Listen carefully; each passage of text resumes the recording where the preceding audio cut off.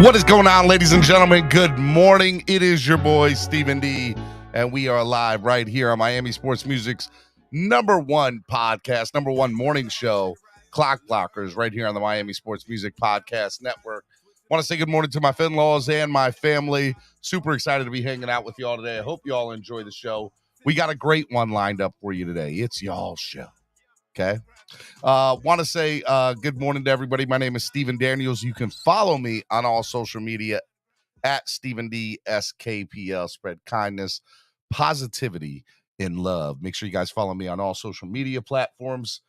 It definitely helps. It goes such a long way into helping the channel grow, and I can't grow without your help. So make sure y'all follow me at Stephen D SKPL. If you haven't followed me yet, go do it now. Okay? Go do it now. Also, want to make sure you follow Miami Sports Music as well at MIA Sports Music on Twitter and at Miami Sports Music on all other social media platforms. Okay? Make sure you all do that. Also, want to say, hey, look, if you haven't given us a thumbs up yet, make sure you guys give us a thumbs up. Make sure you give us a thumbs up. Subscribe to the channel. Okay, make sure you guys do those two things. Also, hey, look, if you want to sign up and become a member of the channel, we would love for you to sign up and become a member today. There are plenty of seats waiting at the table for you, and we can't do it without your help. So sign up, become part of the family today.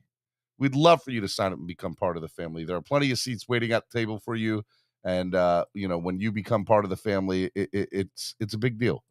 We definitely we want to see us grow, and when you guys join and become members of the family and sign up and become a member of the channel, you're going to get access to all these awesome perks, just a lot of cool stuff. So make sure you join the channel today, get access to those perks.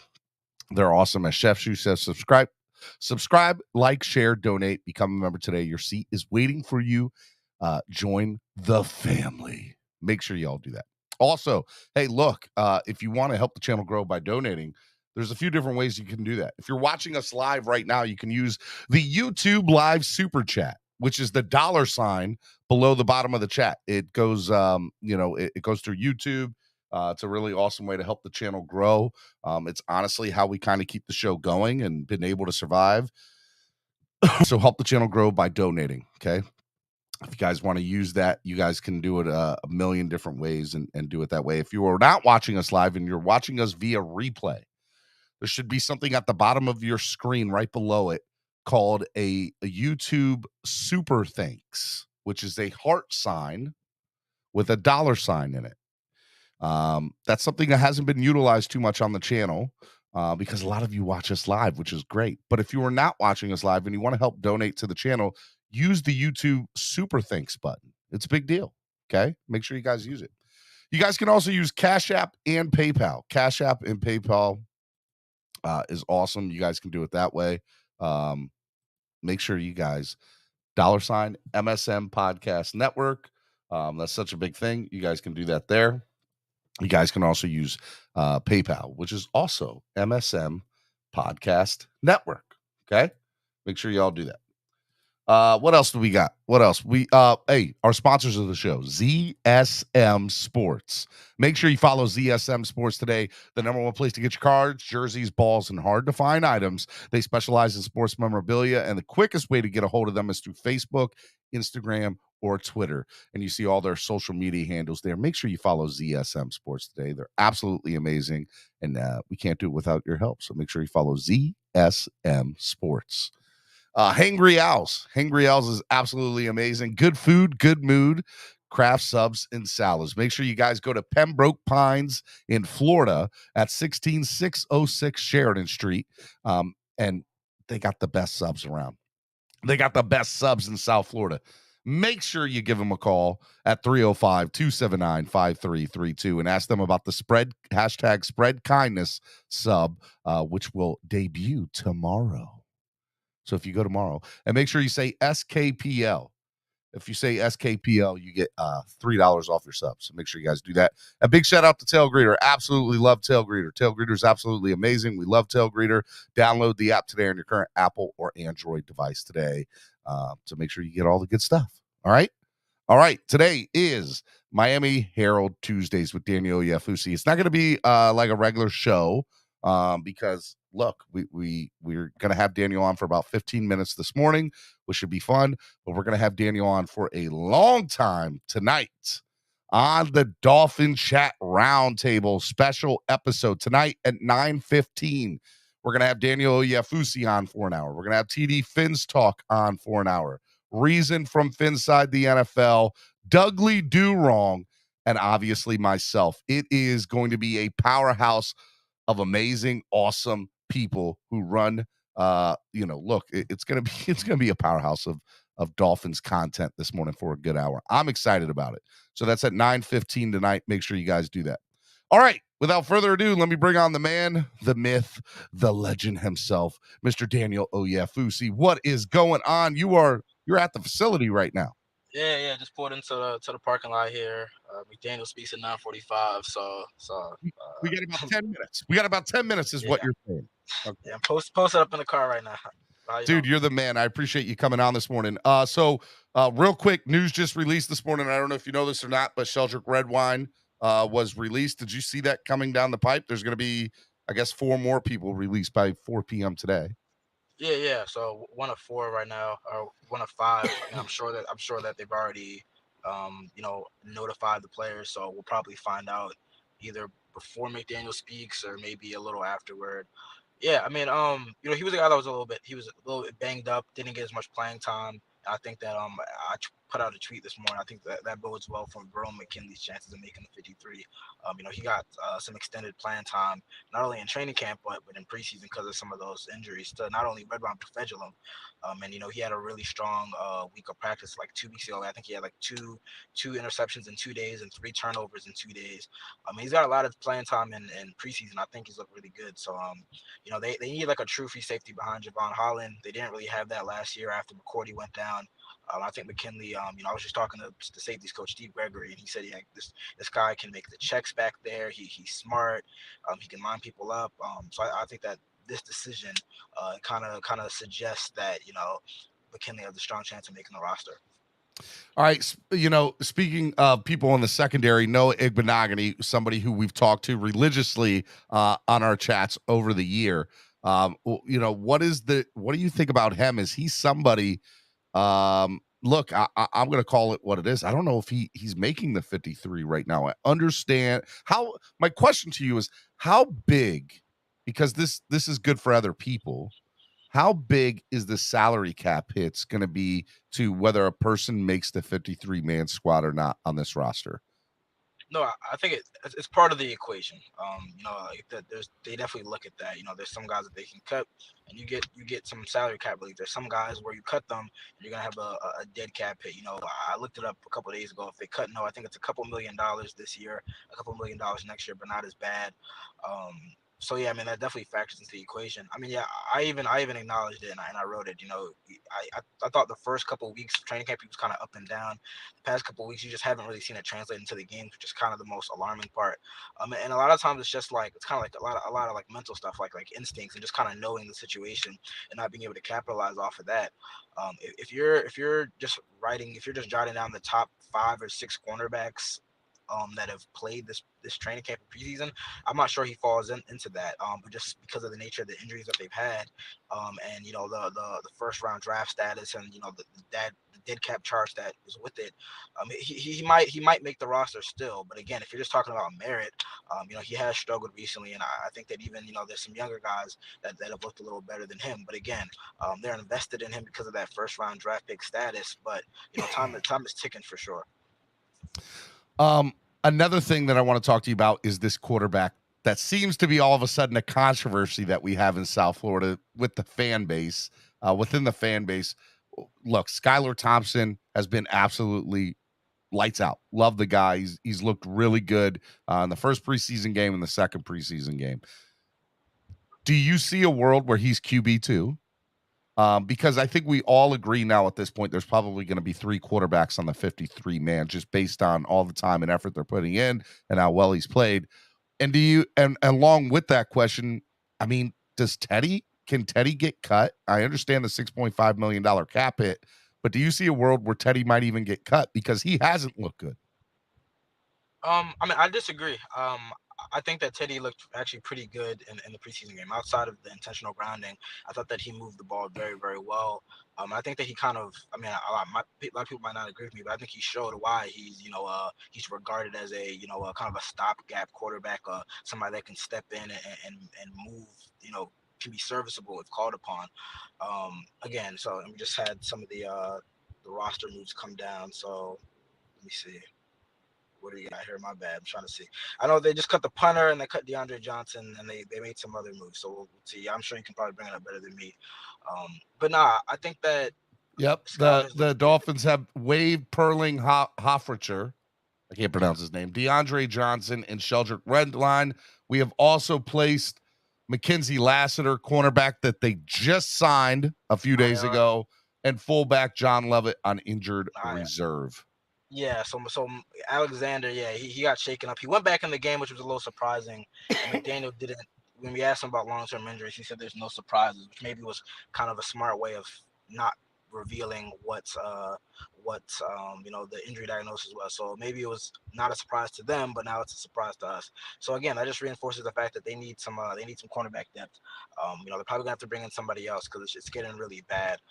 But back to QB2. Nah, I mean I think that Teddy played really well the preseason game. I think he showed why he's regarded as kind of a bottom. I don't want to say bottom level, but a serviceable starting quarterback and a good backup. And I think that in the end, I mean, Thompson's still a rookie. I mean, again, he's moving the ball with twos and threes, but he's also playing against twos and threes. I think that when push comes to shove, you take that veteran leadership and experience over an unknown. But I think that they should keep him on the 53 and kind of do the long term play with him as a potential backup down the road. All right. I don't have you for long and we could talk that all day. We could probably make an entire episode out of that conversation because it seems to be a hot topic within the fan base. What do you see out of this preseason game 3 coming up against the Eagles? We're going to have 2 days of inter squad practices. We're going to have obviously a third preseason game and then a week off. I'm really trying to figure out, scratching my head with McDaniel. What do you think he'll do? What do you think he won't do? Because the week in between, I don't know if he will want to play these guys or will not want to play these guys, even though they'll have 2 days of back-to-back inter-squad practices, which I think we'll get a good idea of where people are at in those practices on 7-on-7s and 11-on-11s. What is your take on the Eagles inter-squad practice coming up? Yeah, I mean, I'm sure that when we ask McDaniel today or whenever he speaks Thursday, he'll say that he hasn't made a decision. But I mean, if I just kind of follow the trend, I don't think that we'll see many, if any, starters on this coming Saturday for the final preseason game. I think they're being very, very cautious with some of these veterans and even some of these very, very valuable players like Jalen Waddle. I mean, he didn't. He was held out of practice the entire week, and he said it. We're going to be very, very preventative, very, very cautious. We don't want anything to flare up. Um, I think that we are going to see some of these guys come back to practice this week. But yeah, I think that they really view like the preseason game. The preseason game was like practice under the lights. I mean, they think that they can accomplish a lot in these training camp practices. The joint practices are very, very helpful to get kind of the situational, sessions in, 2 minute or whatever third down stuff. So I think that I don't expect to see two out there. I don't expect to see some of these big stars. I think that they'll just kind of shut it down. They'll be full go maybe in Wednesday, Thursday for the joint practice, and they'll shut it down and they'll move on to week one. Anybody who goes on the IR, are they out for the year now officially, or what Yeah, is that? if they go on IR before the cut down to 53, they're out for the year. If they go on IR after the 53 cut down, I think that it's a 3-game absence or 4-game absence, something like that. But I know the PUP list is definitely four games. So that's something to watch with Byron Jones coming up. Whether they activate him or they put him on the reserve PUP list, because that would shut him down for the first 4 games of the season. So now, so you're 100% right now. McKenzie going on. That's something that we need to look at. Free agents in the secondary or potential trade options. The other thing you also have to look at is offensive line too. That's the last question I really want to ask you before you get out of here. What is your view on the O line? Larnell Coleman didn't look great on Saturday night in my eyes. He was a liability more than anything. But look, at the end of the day, Teron Armstead, as long as he's healthy, he'll be playing in that position, and I think it'll shore up. Just give me your basic view of the O-line, and then after that, your last thing is trade pieces out or people coming in, anything you might have that you're thinking about? Yeah, I think that with the offensive line, I know a lot of people were very discouraged about the lack of yards on the ground.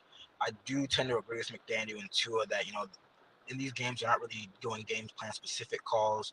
I think that we've seen these past few games that teams have really, really been selling out the run, selling out to stop the run, which is, that that results in not a lot of yards on the ground. But at the same time, I think that it's opened a lot in the passing game.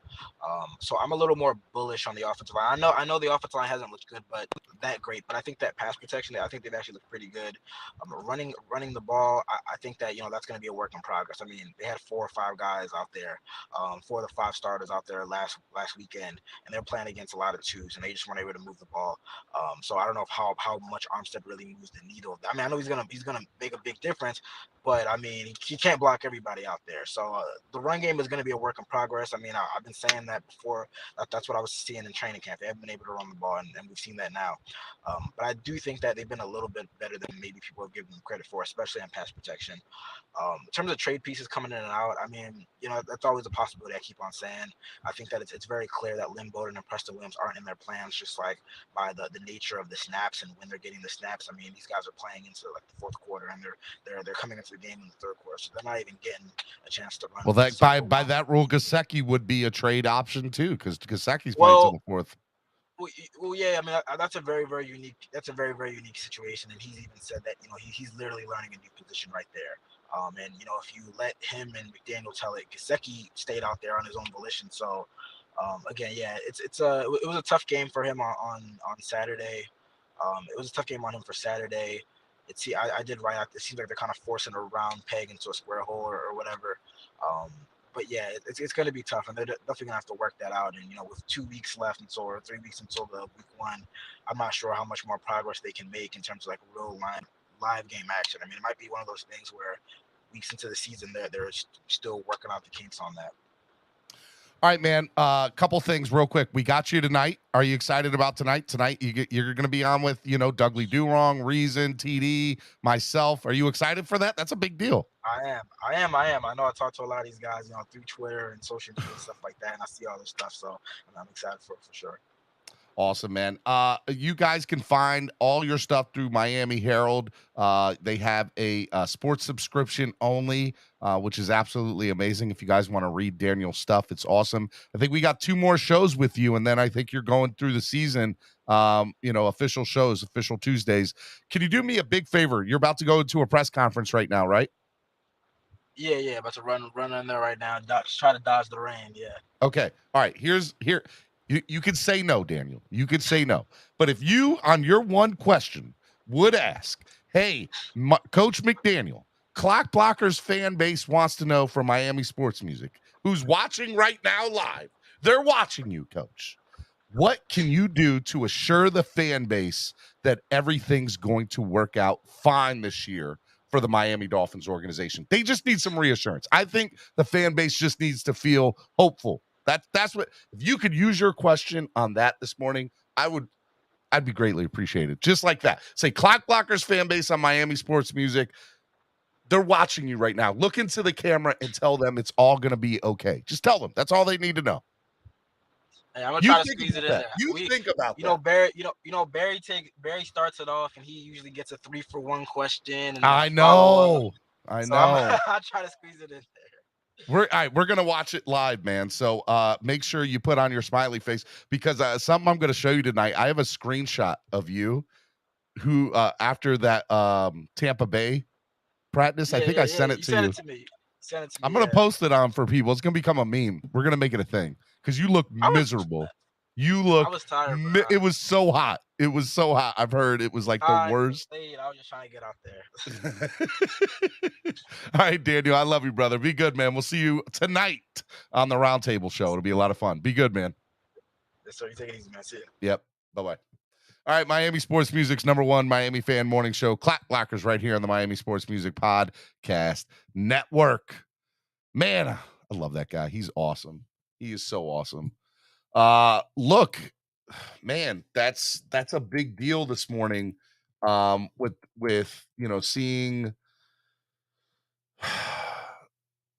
DeAndre Johnson, Sheldrick Redwine getting released. By the way, there's a linebacker and a secondary person who was released. And I know that we were talking about yesterday or the last couple of days about that. What is that going to be? Who's going to get cut? But to see Mackenzie Alexander go on the IR is I don't like it. It sucks, actually. So I don't know. I see people seeing Joe Hayden, as a potential person. So a week after signing, Dolphins lose McKinney for the season. He goes on the only way he can play for the Dolphins is if he reaches an injury settlement and is re-signed. That'll be interesting to see how that goes. So that doesn't mean he's out for the year. It just means that we'd have to release him on an injury settlement and then re-sign him that way, which will be, again, very interesting to kind of see where that goes. Man, so you already have your cuts for the day. I'm looking at free agent trackers. I don't know. I just don't know. I don't know what the Dolphins do in this particular scenario. They need to address the secondary because we got to know deep down inside, right? We got to know deep down inside that whatchamacallit is not going to make the team. Noah's not going to make the team. I don't see a world where that happens. Injuries, man. And that's why, you know what? If he's saying that, then I'm convinced that we don't see the starters at all on the offense and defensive side on Saturday. I just don't. I don't see a world where that happens. I think we see Skyler probably again the entire game, maybe Teddy for a little bit, but Skyler's going to get a majority of the reps from the quarterback spot on Saturday. I think if we really want to know what we're about, we're gonna have those 2 inter squad practices, so that the 2 inter squad practices against the Eagles, those 7-on-7s, those 11-on-11s, that is where we're gonna make this team. That's where we're gonna know who's probably going to make this team. So what I'm probably gonna ask Daniel behind closed doors and anybody who's going to those open practices is to look at the secondary and the linebacking core and who's making plays there. All right, we're about to let me go ahead and share the screen. Listen to Coach McDaniel on the press conference here soon. So we're going to watch that. That should be a lot of fun. It'll be interesting to see what he's talking about and where, what he's thinking about. This is a very interesting week. I think a lot of our season rides on some of the moves that are made over the next 10 to 11 days. What free agents do we sign? Do we make any trades? Who makes the 53? The linebackers, the secondary, all this is very, very crucial. And I think, at the end of the day will be where do we go, what this team looks like as we move forward into this season. So it'll be a lot of fun. As I said, we're waiting for the Coach Mike McDaniel press conference to start. We're going to air that live right here on the Miami Sports Music Podcast Network Clock Blockers morning show this morning. So you guys don't even have to change the channel. You guys can stay here and we can get all the information that you need live. So should be good. We'll see if Daniel asked the question. Maybe he will, maybe he won't, but we'll see. We'll see. Man, what do you guys think about the cuts this morning? Sheldrick Redwine was a big, player last year when it comes to special teams when he got on. So I do think that's a very interesting cut. I thought he fit and meshed well here. With by the way, with the stuff that's going on, on defense is just surprising. It's just very, very surprising to kind of see that. Flip side Fishing says Sheldrick Redwine is a bit of a surprise for me. Alan M said, who just got cut? Just so you guys know who got cut this morning, it was I want to make sure I say everybody's name correctly. We got the backup punter Sterling Hoffricher DeAndre Johnson, linebacker. Safety, Sheldrick Redwine. I'm just surprised about Sheldrick. And then Mackenzie Alexander, the new corner, was placed on IR, which means he's done for the year. And then John Lovett, the fullback, is also put on IR, which also means he's done for the year.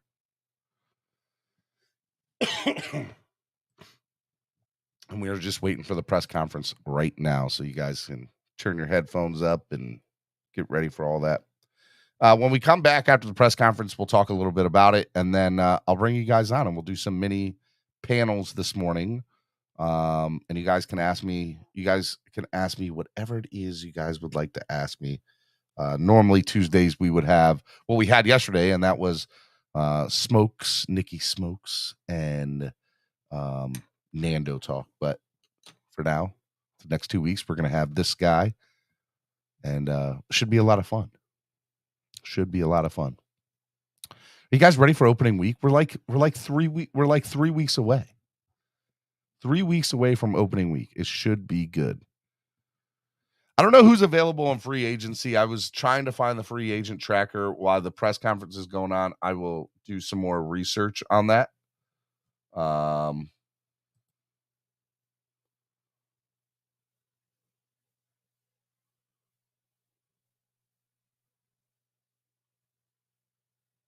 Yeah, because I don't know who's really available.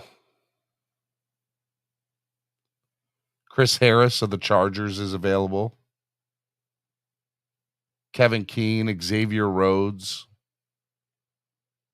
Green Bay Packers, Kevin Keene, Indianapolis Colts, and former Minnesota Vikings fan out. Xavier Rhodes is available. Janoris Jenkins is available. Ross Cockrell, Richard Sherman, Joe Hayden, Deontay Dion,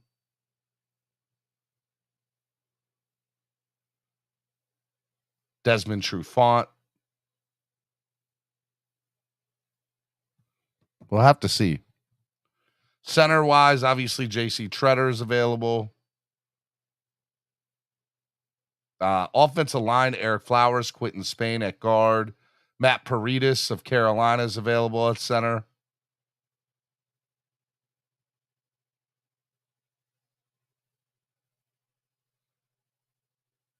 Trey Hopkins, the Cincinnati Bengal, who we don't want Trey Hopkins. I'm telling you, we do not want Trey Hopkins.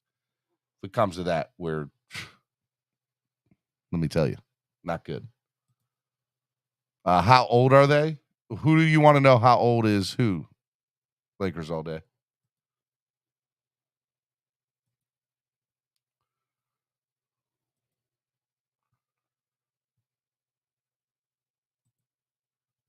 I just want to know if they're serviceable.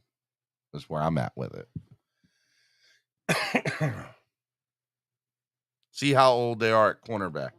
All right. At CB, you're going to have Chris Harris, who's 33.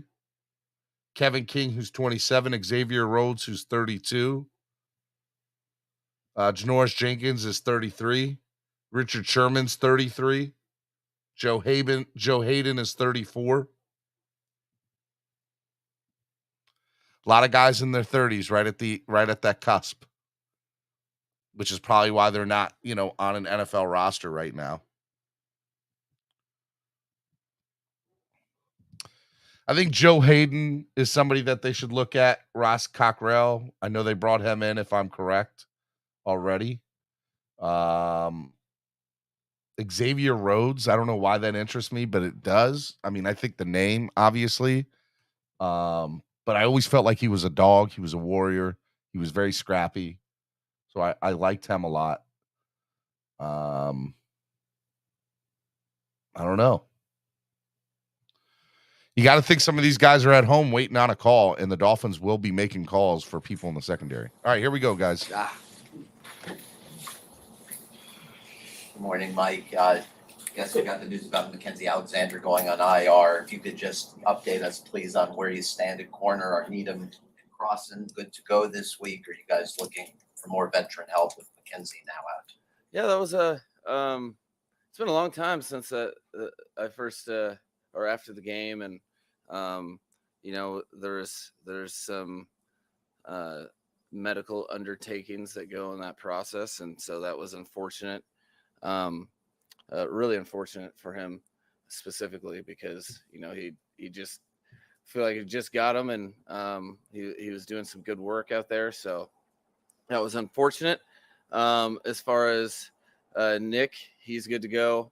And then Keon's day to day, just really, really trying to be proactive and not stress a guy that's been really, really getting better and doing good things. So as it stands right now, we are a week away from the final roster cuts around the league.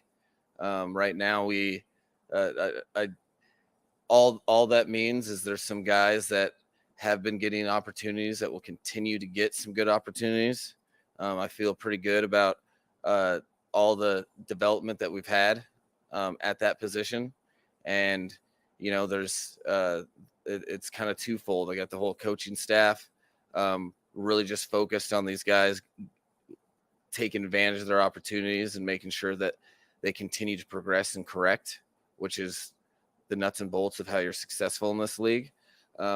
While, Chris and his staff are kind of preparing for, who's going to be out there in a week so that we can make the best decisions for the 53 for the Miami Dolphins. So this is the nature of NFL football. And I would be a lot more concerned if I didn't really like the guys that are on our roster that really did some good stuff on Saturday. Coach Tua, when he was asked about the run game after the Raiders game, he mentioned that a lot of the plays were very basic plays and things like that. Do you expect that to continue this week in joint practices with the preseason finale or do you plan on switching it? No, I would. Again, like I told you, I'm pretty well versed in preseason football. And I look at it more like, okay, what are we going against? How are they playing? And what should we do? Are things in the run game a product of 3 or 4 guys and how they're operating? Or is it one player on each play? More than anything, really, this preseason, we haven't got stuff going because it's been 1 or 2 guys off, which I'm more concerned about the players, whether they learn from that or not. Joint practices generally have you're a little more comfortable doing not the 101 version of your run game, pass game, defense. So, but I wouldn't see myself, again, I look at a collection of things. I want stuff to be better from that Raiders game, and I want us to run the ball well. But at the same time, I think our players are pretty confident that, and the coaching staff I know is that we're going to be fine moving forward. We just have to get better from stuff. That's what I'm concerned about. So my philosophy is not going to change. That's something that's par for the course in preseason. Sometimes, depending on what the other team is trying to work on and do, and what they're concerned about, sometimes you have awesome.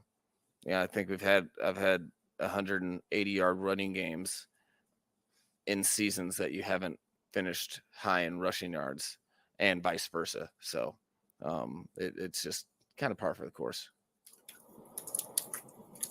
All right, getting back to the cornerback position, because things are so basic in preseason, when you're evaluating guys, you want the guys that it comes easy to the basic stuff, right? You can work with the guy that does the basic stuff, right? Right. No, and you're also doing on both sides of the ball. You're really trying to be basic for that sense, because you want to see how they can perform without schematic help necessarily. You're offensively and defensively, you call games different because you are there's a portion of it that you're really trying to not just hold back the stuff that you're going to do in the regular season, but you're also trying to put people in positions to prove themselves. We had a ton of man coverage in this game, in this past game, a ton of it for that reason, so that we could evaluate people at all positions. And that's a very important thing. Now we might show up at games and do the same thing, who knows, but the purpose of doing it was just for the reason you're talking about, because we're trying to evaluate and see how people can do the fundamentals and technique that we talk about at length each and every day. Mike, do you find it easier to evaluate and analyze players in those specific situations you could put them in joint practices, as opposed to the game format of preseason? And also, what are you looking for in those joint practices? Yeah, the joint practices are easier because there's there's a good majority that you can dictate the terms. You make sure you get a certain amount of plays. You can dictate how much run versus pass. Those things are kind of controlled, whereas in a game, you can't control whether or not you have multiple possessions in the first quarter, and you can't really determine whether or not people call games off of the momentum of it. So you end up adjusting to what's being called or trying to dictate the terms with what you call. So it's a lot easier there in joint practices, really. That is my favorite part of the preseason in general, is when you do get those opportunities to practice against other people. And you're really trying to, it's such a great opportunity for both sides of the ball to defend against and to run your offense against different techniques, coverages, alignments, assignments, all of that stuff. That is what you have to do to be successful in an NFL season, is adjust. So it is really fun. It breaks stuff up. We've been doing this. I feel like I've been meeting you guys in this room for a couple months now. Maybe it's been one, but training camp does, it does get monotonous to guys. And so it's a great way to really break stuff up and make sure you keep that competitive nature going through the process and before you start preparing for your week one opponent. What did you guys think of Devontae Smith and/or Jalen Hurts when you kind of assessed them in your previous stop? Yeah, both players were both very good players. I think that when we're evaluating him, we knew him as Slim Reaper. That dude is awesome. Like, he's really respect his game, how he goes about his business. And I've always had a intrigue with guys that can be on the slimmer side and play the game physically, so that's he's a cool player. And Jalen, I've seen him coming out, know his path. He wasn't, I think he wasn't a first round draft pick, and that bothered him, and he did the best thing that you can do as a player. And that's prove other teams wrong. I think he's really developing in his pass game. Like, he's always been able to throw real well, but as far as the timing and how he competes in that way, and then they do a great job featuring him in the run game as well. So he's both players were very, very interested in when they came out. We just specifically the Slim Reaper, we knew we weren't going to have an opportunity to draft him, but we thought it'd be cool if we could. I know you want to be true to your process. The process. It's always about the process.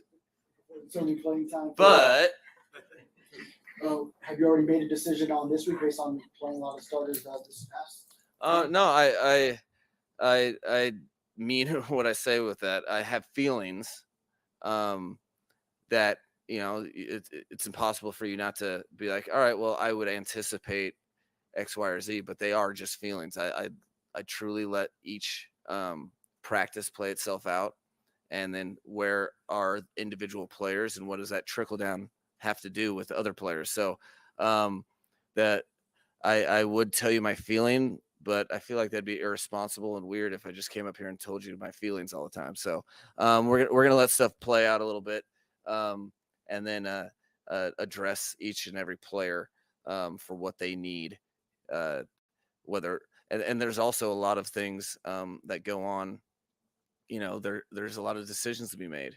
We have a good amount of depth at a lot of positions. We have NFL players really scratching and clawing to make the roster. So I do not want that decided anywhere but the field. So those guys have to get themselves in there too. So lot to do, a lot of exciting stuff for Miami Gardens this week with the Philadelphia Eagles for every single player on the roster, because this is where everything comes to fruition, and you get to find out who your group of men are that you're going to war with for the upcoming season. Mike, so what are your feelings if you were to? I thought we If you just were- discussed that. We don't Yeah, I know. If you were to not play most of your starters this week, you would be going into the regular season without seeing quote unquote a dress rehearsal for most guys, like, for Tua playing with Hill and so forth. Would you be comfortable with that based on how they've looked in practice? Yeah, I mean, in theory, I could go. I really like where we've developed on both sides of the ball.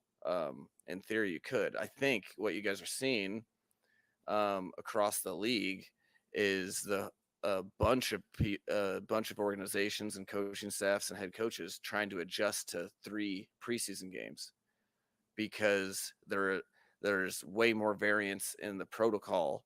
You could almost it was like clockwork when it was 4 preseason games.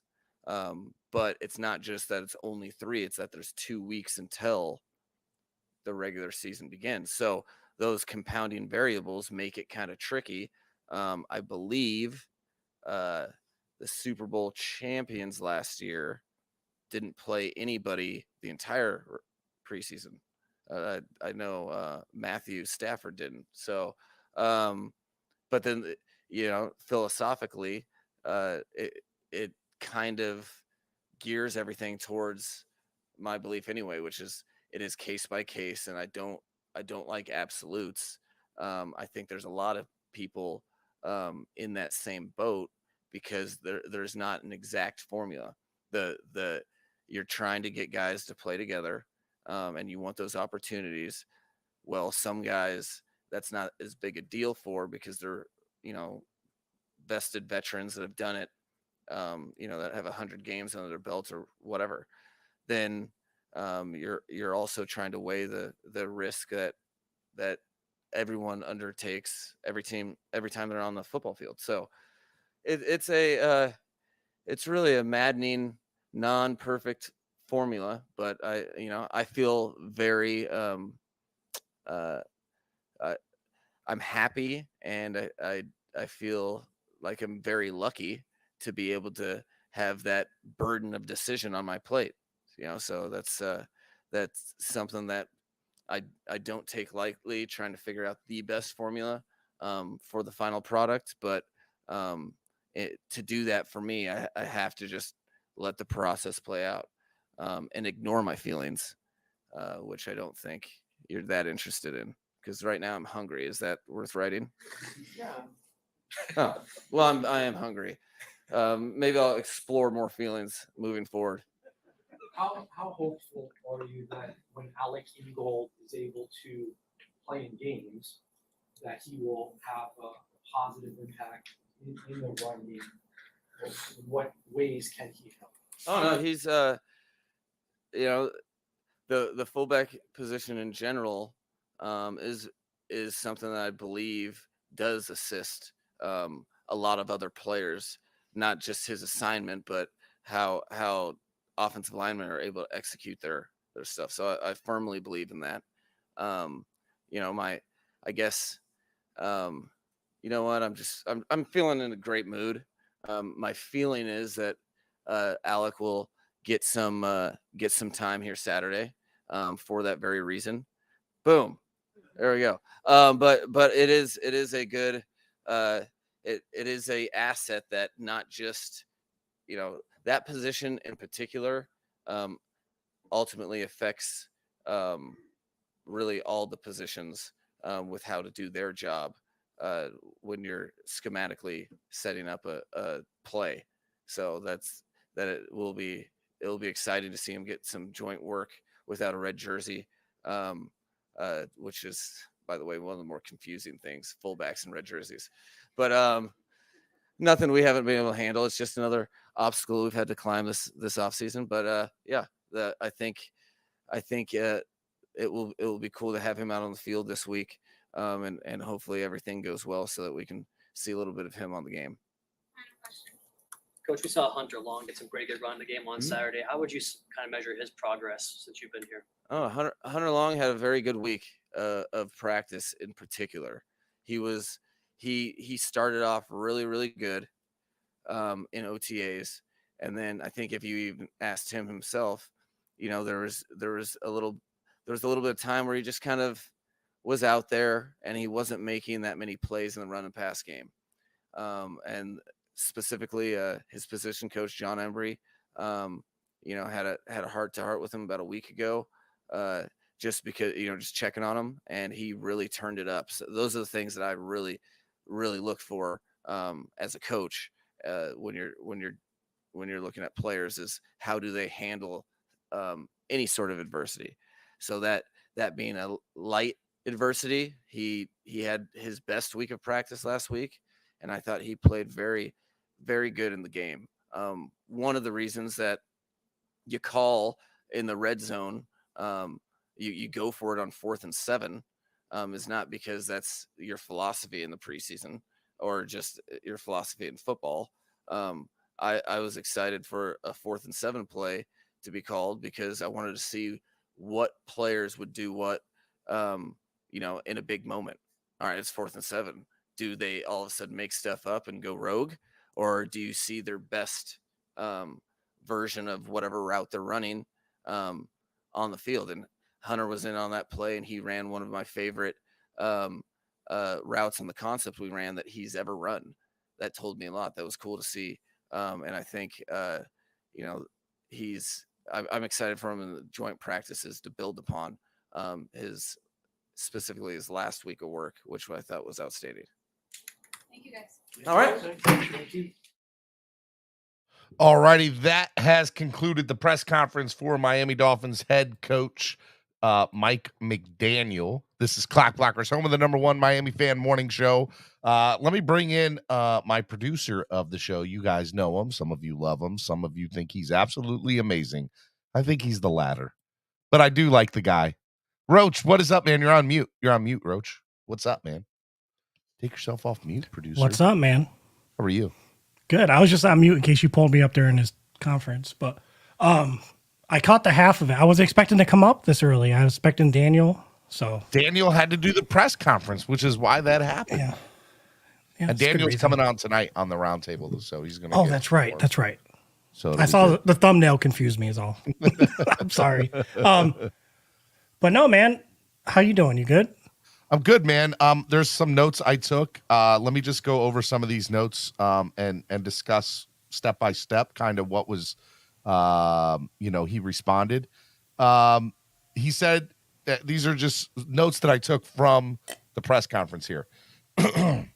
He says he's going to wait for 53-man cuts around the league to address some of the issues that might be plaguing this team. The secondary, obviously, with Mackenzie Alexander going on the IR this morning after just signing him a few days ago to replace or add depth to that secondary. Is that for his finger? I believe so, but he's on the IR. And to verify, the only way he can come back this year is if he gets released from Miami, which would have to be a medical settlement. and Maybe- then get re-signed. That is the only way he can Hey, come back. this Maybe year. we got this finger thing once a year. We're gonna have one guy with a finger issue, Knock on and wood. this is it. Please this is knock it. on wood. And Yeah. this is it. This Yeah. is our Will Fuller, and Well, no, don't, a cheaper Will Fuller. a cheaper, yeah. Come on now, come on.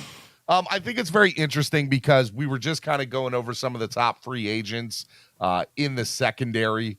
If you look at some of the names, you got Landon Collins at safety. You got Chris Harris, former Charger. Xavier Rhodes, former Indianapolis Colt and Minnesota Vikings. You even got Richard Sherman and Joe Hayden in there as well. Right. On the corner side. So there's definitely some higher profile free agents that are still available out there. But if he's sitting here saying, hey, look, we got one more preseason game. Did and you it's say about- Xavier Rhodes too? We did say Xavier Rhodes. Yeah, and I like him. And Level 2 Noob, I want to say, said something in the chat a little bit ago before the press conference that Xavier Rhodes was heavily relied upon as a Yes. leader and as somebody who provided quality snaps and depth in Indianapolis his last couple of years there. He was And the in only reason he Minnesota got too, released right? for years, but the only reason he got released from Indy was they just went younger. They had a lot of Right. younger guys who were available. So Because you know, I remember if him going. If that's the case. I'd love to see an Xavier Yeah. Rhodes signed if we I can get him remember- at a cheap price of 100%. I met him when I was a Navy recruiter. We did an event with the Vikings when they built a new Okay. stadium. We went there with all the Medal of Honor recipients. I got to escort Captain Kelly on stage when I was still in the Navy, and I got to meet Xavier Rhodes when I was introducing him to the Captain Kelly, and dude was so nice. And then I was like, man, I need to start watching the Viking game. So I started watching it to watch him because Xavier Rhodes was a good player, man. it's one of those things when you meet a player, you want to go watch him You want play. to root for him. You Yeah. want to root for him. I Yeah, get so it. maybe I need to 100% meet get it. Tua. I need to meet Tua. And then he'll do good. And then he'll be like, I need to watch this guy more often. No, I support Tua. I want Tua to do good. Please don't take anything I said yesterday as me wanting Tua to fail. Oh, let me tell you, yesterday. And- well, I'm going to show some stuff in a little bit with you on. Oh, which people was- calling me out. Yeah. No, Oh, not that's cool. just you. Oh. Not just you. But we'll And get I to want- that in a minute. We'll get to that in a Okay. minute because I want to talk more about some of these notes that I have here. Some of the other thing that stood out from the press conference is he said preseason, and he has a different game plan. Like he understood. So, the different game plan to execute. I took that. I remember having a conversation yesterday with you guys that there's no way in the second quarter on a 4th and 7 he would do that in a regular season game. He went on to say that he holds the playbook back for the regular season and that different players get different plays ran in the preseason to get different evaluations for them. Mhm. I thought that was something that I needed to discuss because he said it. Those were the words out of his mouth. And if you listen to that, it kind of goes back to what I was talking about yesterday. Because I think that in the preseason, we're like, oh, okay, what in the regular season, I do not think that McDaniel would have went for it on 4th and 7 there. I just want to throw that out there from the second preseason game. Yes, I He agree. just said, hey, look, in the preseason, I'll have a different game plan to execute. And I want to test play. I would do different things with different players in the preseason because I need to evaluate them. In stressful I- situations. Yeah. And so I want people to get that through their heads that is not something that he would normally do. Right. That he clearly just said it in the press conference, and that is something that at the end of the day, he's going to evaluate. He's going to evaluate that See, for that. To that point, he might not even have been evaluating Teddy. He might have been evaluating the line. Exactly. It could, And like people just get stuck on the quarterback on offense. Like it's all the evaluate the quarterback. There's 10 other people on that field. yeah, 100%. I thought it was interesting because we had a good portion of that with the fellas yesterday with Nando talking the Smoke Show with Nikki Smokes, and I just thought it was worth regurgitating from the standpoint of, hey guys, I think he's smarter than all of us. I'm not here to question him yet. I'm really not. I'm not going to question this guy yet. And until we get a good portion into the regular season, I'm going to think that this guy understands what he's doing and understands what needs to go to make this team work. Right. He went on to say, joint practices are great for evaluation. You look at the first preseason game that we had against the Tampa Bay Buccaneers. And with the Tampa Bay Buccaneers, I said, you know what? There was so much for the prior 2 days, 7-on-7 and 11-on-11s, that we're not going to see anything from the starters, let alone some of the backups. Mhm. And I think this will be a great evaluation for these young guys to get in. And we saw Skylar play every snap of that preseason game, right? And so I think the same thing this time. It's 2 days of joint practices with the Philadelphia Eagles at our house. I do not see a world where we play really any of our starters. Although he did say later on, he said Alec Ingold will play on Saturday. He said Right. Ingold will get some playing time on Saturday. Yeah, I think the joint practices were, I think just like with Tampa Bay, that's where we saw what is closest to what we'll see on game day. 100%. 100%. He did go on to say, look, I haven't made, he said, no decision, quote, end quote, on playing time. He has feelings about it. But I thought was interesting from that, he said, the Rams, who won the Super Bowl last year, did not play any one of their starters for the most part, and they didn't play any of their star players at all the entire preseason last year. And it went on to say that, there's no real, the question was asked them, hey, look, Coach McDaniel, you haven't had, a lot of big dress rehearsal for your starters. Does that bother you going into a regular season game against the New England Patriots or whoever and not having a real dress rehearsal for your starters? And I had to think about that for a second. And then he went in, then he said a little bit later, hey, the Rams, they won it all last year and they didn't have anybody and they didn't do any dress rehearsal last year. What do you think about, starters playing and not playing in the preseason and getting that cohesiveness together and a new playbook? I think you got to remember, big part is Sean McVay, right? The good portion of that team had never or has played with each other. This team with this playbook has never played with each other. So you got to look at different circumstances. Miami to the Rams. I'm about to say St. Louis to the Rams. It all depends on if you trust McDaniel. That's what it really boils down to. Do you trust his evaluation? There's no reason for us not to trust him at this point, though, right? So there's not. Right now, I'm just gonna, maybe next year I'll have a different mindset on like should we or shouldn't we based on what we see the difference being from preseason to regular. But right now, if that's what McDaniel thinks is best, that's what I'm for it. Yeah, I mean, look, to talk about, Alec Ingold, there was a question that was posed a little bit later about Alec Ingold. He'll help with the run game, and he's like, of course, Ingold will play on Saturday. I think that, I told you watching this past preseason game against the Raiders, I was very, very frustrated in that first quarter. I was yelling, I was screaming, and then I went on to say further, and I'm glad Mike McDaniel just confirmed it. It makes me feel a lot better because I feel like I was right. I was like, guys, I feel like that end of the third, fourth quarter, they opened up the playbook. They were, and he did. He evaluated differently. He was evaluating what Skylar could do and some of that. And not just Skylar, because I like your point. It's not just the quarterback they're evaluating. They're evaluating the offensive linemen, the wide receivers, the defense, everybody, the tight ends. We saw Gesicki obviously still working on blocking plays and getting a lot of, I think Gesicki's going to get a lot of playing time again on Saturday. And there might be throws you see that the coaches tell them before the game, hey, if you see him in double coverage, throw it up high. I want to see if he can go up and get it. Those are things that could be happening in a preseason game. 100%. And that's what people fail to realize is they're just looking at people in different situations to see how they respond, to see if they're going to keep them or cut them or trade them. Again, I'm very surprised at this. I'm not very surprised, but I'm a little surprised, at the Cedric Redwine getting cut. I'm not saying he had a great training camp or anything like that, or he showed out, but I felt like, he hadn't done. I find it interesting because it makes me think about other players that names have not been brought up that I thought would maybe be a lock for the 53.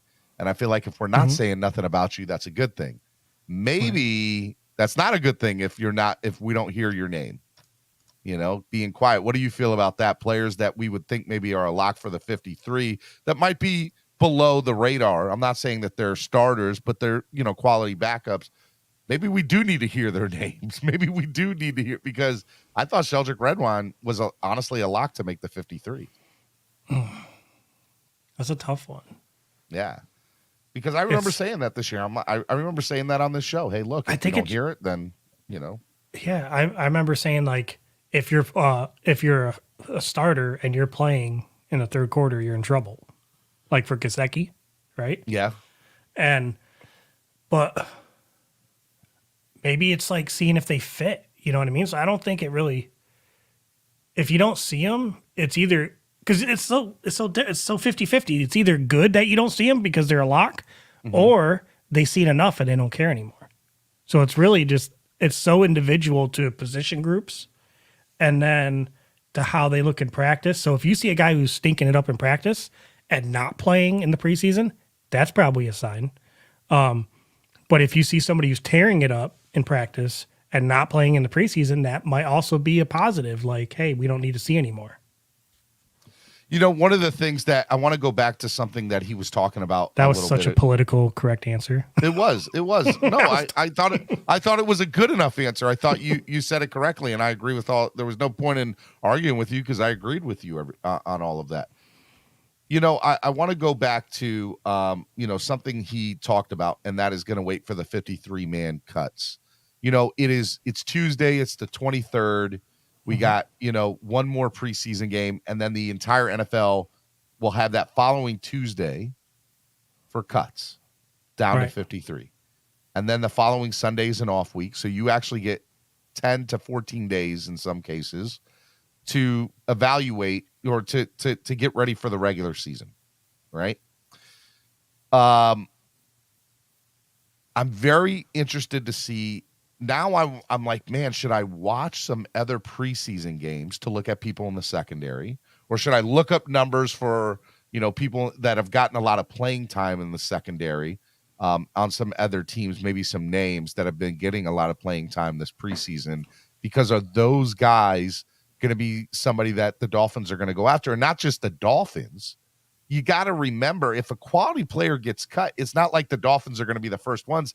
They either, if they get waived, they have to get them off waiver wire, or they got to compete with other teams to. My question to you, Roach, is how easy do you think it will be for cut veterans to want to sign here, and how difficult do you think that'll be for Chris Greer to try to recruit people who may get cut off of another team that, you know, is a veteran at a certain position? I think it's easier now than it's ever been. Because of the squad that we currently have. Yeah, before it was just like the tax write-off, right? Like how much you don't pay property tax, or not property, income tax, I'm sorry. And all that. And then, but now you look at it, you're like, man, our offense looks like we got Tyreek Hill. Like there's this, nobody knows what the offense is. So there's this myth out there that we're going to be some like high-powered offense. I call it a myth because it ain't proven yet. Right? Yeah, but. And then you got the defense is already like, we already seen it. We know it's pretty decent, if not great, right? And so players are more likely, I think, to be like, okay, well, I'm going to make more money, and I got a shot for a run at the playoffs, you know. And then part of them might say, hey, they got Skylar Thompson. That's just a little spice on little top. Humor there, little humor. And that's what it was yesterday too, by the way, was humor, by the way. But you know, the other thing I want to say is, you know, if we're looking at secondary help, and there's somebody that, you know, hey, they get 3 different offers from teams, you know, are they going to think, well, you know, Xavier Howard and Byron Jones are here. How much playing time am I truly going to see with those 2 guys in front of me? Or are they going to look at it as I get a chance to play with Xavier Howard and Byron Jones in this stout defense? How many years have we had both of them healthy for the whole season? No, I get that. So I understand that. So they look. Players look at that. Think about, all right, there we go. I think they look at that. I was trying to get like at, like a backup QB. If he's going to go and play, I don't know, what's a quarterback who's never hurt, like always out there. I'm not sure.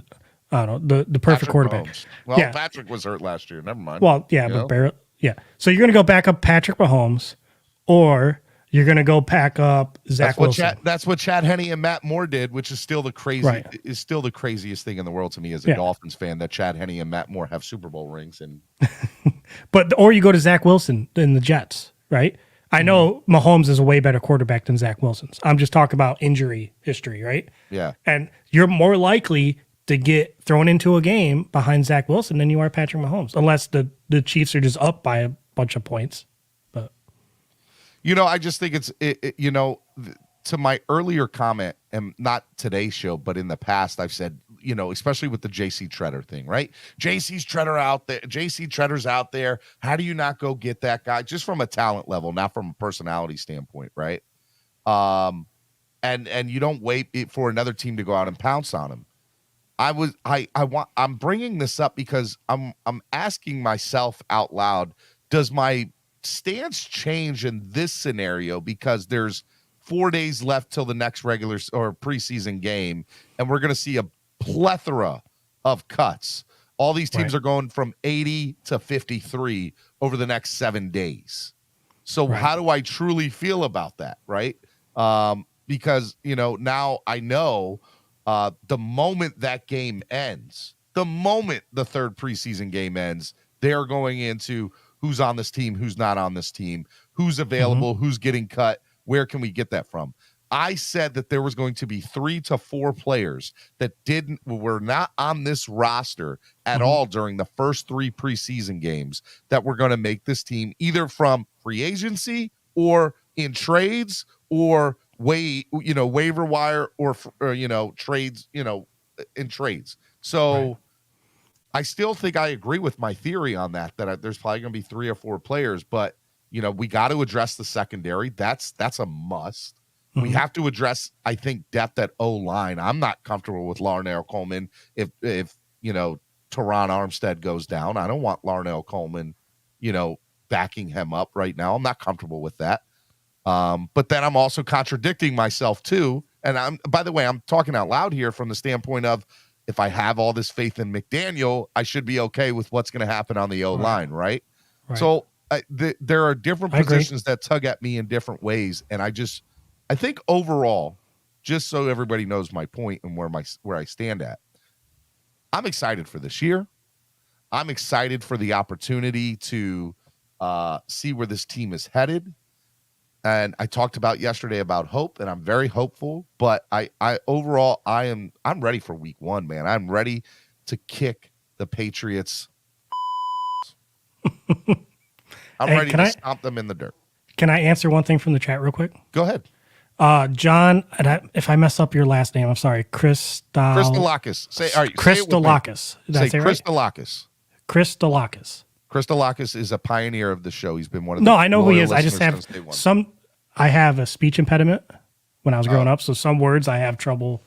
Some letters together I struggle with sometimes. So if I messed up your name ever, I apologize. He said, "Hold on, Roach. You're telling me you believe in UFOs, but McDaniel's offense is a myth." First off, yes, I do believe in UFOs because they're an unidentified flying object. There's no debate whether a UFO is a UFO. The debate is it an alien or is it man-made? So yes, the UFOs are real in that sense, and we have yet to see his offense in the regular season, so therefore I'm saying it's a myth. Would you agree with that, Stephen? I would disagree with that, but that's fine. You disagree that which part?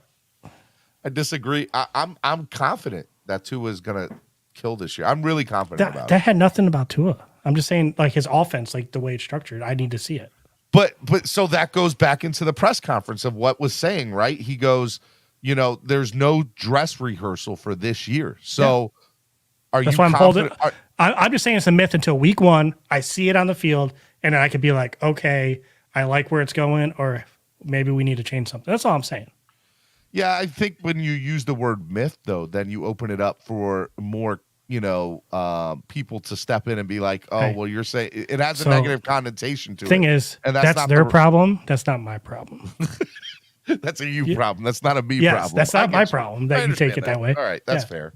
That's fair. All right, Miami Sports Music's #1 Miami fan morning show, Clock Blockers, right here on the Miami Sports Music Podcast Network. I am your host, Stephen D. My producer, Roach, is in the building. What we're going to do right now is we're going to open up the chat line for you guys to come on, ask us questions. We're going to do mini panels. We're not going to do one big mega, but I'll bring, 2, Didn't you 3, say you 4 had of you something to all show on me at or one time. something? Oh, yes. So Yesterday, I am actually why I'm waiting for people to come into the back room. And I have no idea what this is, by the way. So you're gonna get a raw reaction. So as you guys know, He could be setting me up. No, I love my man TD Finstock. Okay, I know there's some people that don't like him, and there's some people that do. But just know, like, I think he's one of the nicest human beings on the face of the earth. Very entertaining. Know that man in person. If you get to know him off camera, trust me, he will give you the shirt off your back. He's such a good man. This the Tua video? This is the Tua video, bro. I'm last night. I'm watching this, and I'm like, this is funny. This is like, it's too funny not to share. So I asked him last night. I said, hey, can I share this on? Got permission. I got permission. It is hilarious. This is TD doing a voiceover of what Tua was thinking, and I think it's too funny. All right, here we go. You ready? Yep. All right, baby, this is my last chance this year. Got to get it right. Got to get over that Jesse Davis PTSD. Here we go. Can you hear it? Whew. Yeah, we can hear it. All right. Fake the handoff. I got Armstead over there. Okay, I should be good. Whew, man. Who'd he pistol difference. At? All right, let's do this. Was that the coach? All right, Eichenberg just messed up, but I can still overcome that by taking the go route. Okay. Can't trust Eichenberg or Jackson. Okay. What's funny is he's out of breath while he's saying it. I know, it's so funny, it's like dude. the mental work made him exhausted. I watched it like 3 times last night, crying the first time I watched, because I thought it was just the funniest thing. I thought you were gonna when you first said that, I thought you were gonna show me that image I made yesterday about Skyler. No, as Terminator, because I got people telling me I need a high school diploma, all kinds of stuff on Twitter, and I'm like, bro, it's a joke, like, and I want to preface that since we brought that up earlier. You don't need to justify it. You don't need to. Justify it. What I said yesterday on this show is I like Skyler. I hope Tua is amazing. I want Tua to take us to a Super Bowl. I want it to happen. I don't think he will. That's all it is. I just don't trust in it yet. And I need more to trust in it. And I like underdogs, and I don't look at Tua as an underdog. I look at, like 2 years ago, I looked at Tua as an underdog. I now look at Skyler as an underdog story, and I like underdog stories. Captain Underdogs. Yeah. So, all right, man. And then a lot of it, and then the extra stuff is really me having fun knowing how sensitive people are about the Tua topic. And I'm telling you, that's 90% of what TD is, whether y'all want to think so or not. TD definitely is that guy that, he trolls, and I think a lot of people do, because I do think that some like, I had the conversation with somebody last night on the phone about people in this fan base. We just take things way too seriously. Yes. Guys, I'm here because I love this football team and I want to see them win, but I'm not here to have full blown out arguments, although that's what happens on this channel sometimes. But I'm not walking away from here. I'm not walking away from here like, oh my God, I can't stand that person. No, I love everybody. I love everyone, and I just think everyone is absolutely amazing. Okay. Do you believe me? Did you believe that? I do love everybody, though. I'm Mr. Spread Kindness. All right, let's bring on the first person onto the panel this morning. We will bring on Mr. Alex Renee Diaz. And we were missing Pete all week, so I had to make up the difference. I get it. I think he's on vacation. Yeah. What's up, Alex? How are you this morning, good sir? Steven, my friend, how are you, my boy? Roach, my boy, how you doing? What's going on? They said I was sounding like you yesterday on the show because you weren't up here, because I was full blown defending Tua yesterday, and they were like, "Oh my God, Alex is on the panel." So yeah. Oh, that was John who told me to get a diploma. I better save that. I'm gonna follow him. Yeah, I like John. What's going on? So I just want to come up on here. Me and we've been all going back and forth about this whole Skyler thing on Spaces, on YouTube, Just so you know, we have not talked about it up here this morning. No, I know. Okay. I know. Which means if you bring it up, you're the one that's going to start it. You're going to bring it up. Yeah, I know. I just want to say, I gotta learn how to relax when it comes to these kind of topics. And I'm sorry if I, if I got out of hand with everybody. Well, And you were upset, weren't you? You were upset. yes, I've been pissed off. I've been upset about it. When was this? But On no, social this media. has been on social media and stuff like that. I just need to learn how to relax and stop taking criticism. And it is what it is. But we gotta. I want to say that Skylar has a lot of talent. He does. He has a lot of talent, and there's something there that we need to develop. Look at Chris. And he has a lot. He has a lot of talent, man, and I think that he is. Maybe we could see a scenario where Teddy is traded at the trading deadline. Actually, my stance on that has changed. And I was thinking about it last night after listening to some other panels and some spaces, and then Daniel kind of confirmed it for me this morning. I'm convinced that we're going into the season with 3 quarterbacks. I'm convinced that Teddy's here. Did anybody ask McDaniel about Skylar? No, there's no doubt about it. He's going to make this team. Conspiracy theory time. They were probably told they can't ask that. No, I mean, not that I'm aware of. I'll ask Daniel, and I'll let you know. He ain't going to tell you. Behind closed doors, he might. I won't say. Yeah, but then you can't come out here and tell us. So what's the point? I'll be like, I have a source. Yeah. Something I've never said on this show ever. All right, let me bring in my man Rashad. Good morning, Rashad. How are you this morning? Fantasy football guy. Rashad? I am outstanding. Good morning, fellas. Good morning. Good morning. The commissioner. Speaking of which, you guys have not. You need to do a better job. Like, you guys need to get this going. What's up? What's up, Commissioner? Fantasy Commissioner. You guys, you need to get on top of it, Rashad. I've been trying to add the people to the Discord of fantasy, but I'm sending the invites. I'm just assuming they're not checking it. Well, so you know how to do it. People okay. right now, if they are going to get on to this, whatchamacallit? Running out of they time. Want to get in fantasy football, like they're running out of time. Like we're doing the this draft Sunday. We draft. If they keep procrastinating, it's just not going to happen. Yeah, we're just not going to do a fantasy football league. That's just not going to happen. Right. Exactly. Well, Rashad, it's on you to like whip some of these people in line. Like get them in line. Okay? So right now, go check your email if you know you're in the league. Click on the link for Discord, and then go in there. And what's your Discord name? It's like Shades, right? Shad. Mm-hmm. Yep. Left so screen. Go and DM Shades. You'll see his name on the Discord list of people in the channel, and DM him, and then he can add you into the fantasy section. And then once in there, then we can create the league, and he'll set it up, and then we'll collect money, and then we'll have draft. Yes. Yep. Just saying. Let's go. Rashad, get on that. I like that. All right, let me bring on Mark from Bill's Mafia. There's no other Dolphins fans in the back room. Just want to throw that out there. That's why I brought up Mark. Oh, and if I run away from the screen, it's because my new camera's supposed to show up, and I have to sign for it. So if you hear my dogs freak out, I take off. Well, good morning, gentlemen. Good morning, Mark. How are you? Good morning, Mark. A lot better than McDaniel at that press conference this morning. That was a man who showed every bit of stress and panic on his face, in his actions. I read people's behavior, and the way he was clutching the podium on some of the questions and putting his hands behind his back, and then just you could see the stress on his face. And then that. Are you? Please tell me you're trolling, Mark. Please tell me you're trolling, Mark. I am not trolling, bro. Are you kidding me? One vote here.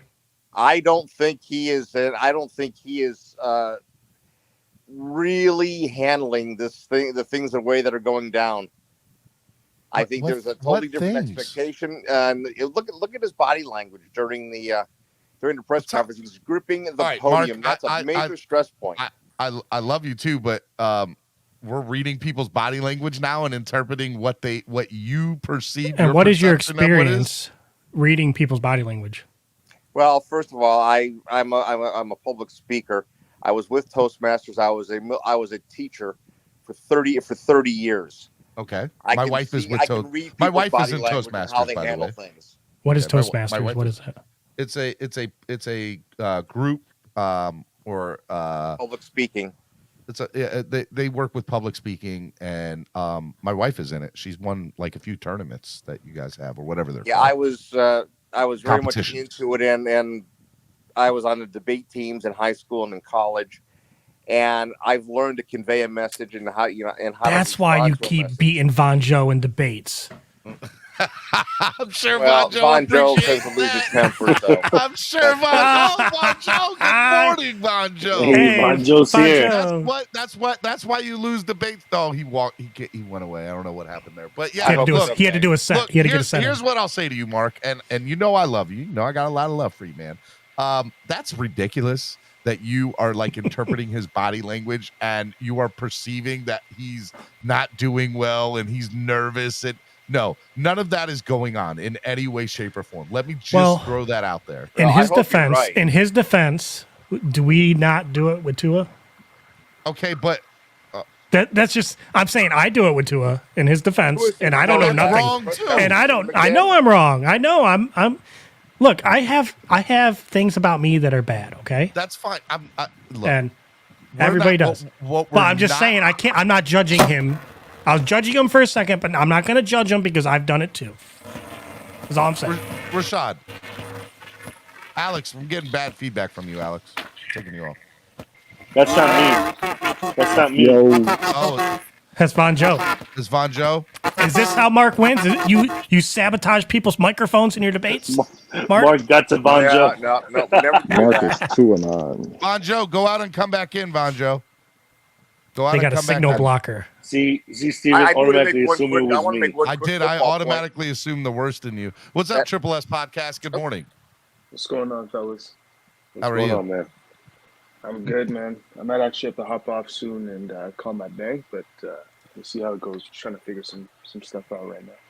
You trying to donate to a big donation to the channel? You want to make sure it clears? I got you, Triple S. Exactly. I appreciate it, man. Donate to the channel, you all. Four you all figures, Steven. donate. 4 figures. Hey, man, bro, I'm not gonna stop you. Oh, I new episode yeah. of Hard Knocks out today, by the way. Actually, yeah, tonight at 10 p.m. I will be watching. Hello, Von Joe. Hello, good morning, sir. Let's see if this works out. Nope. Nope. Not any better. You still sound like you're in the Matrix. Get the sweat out the Steve, microphone.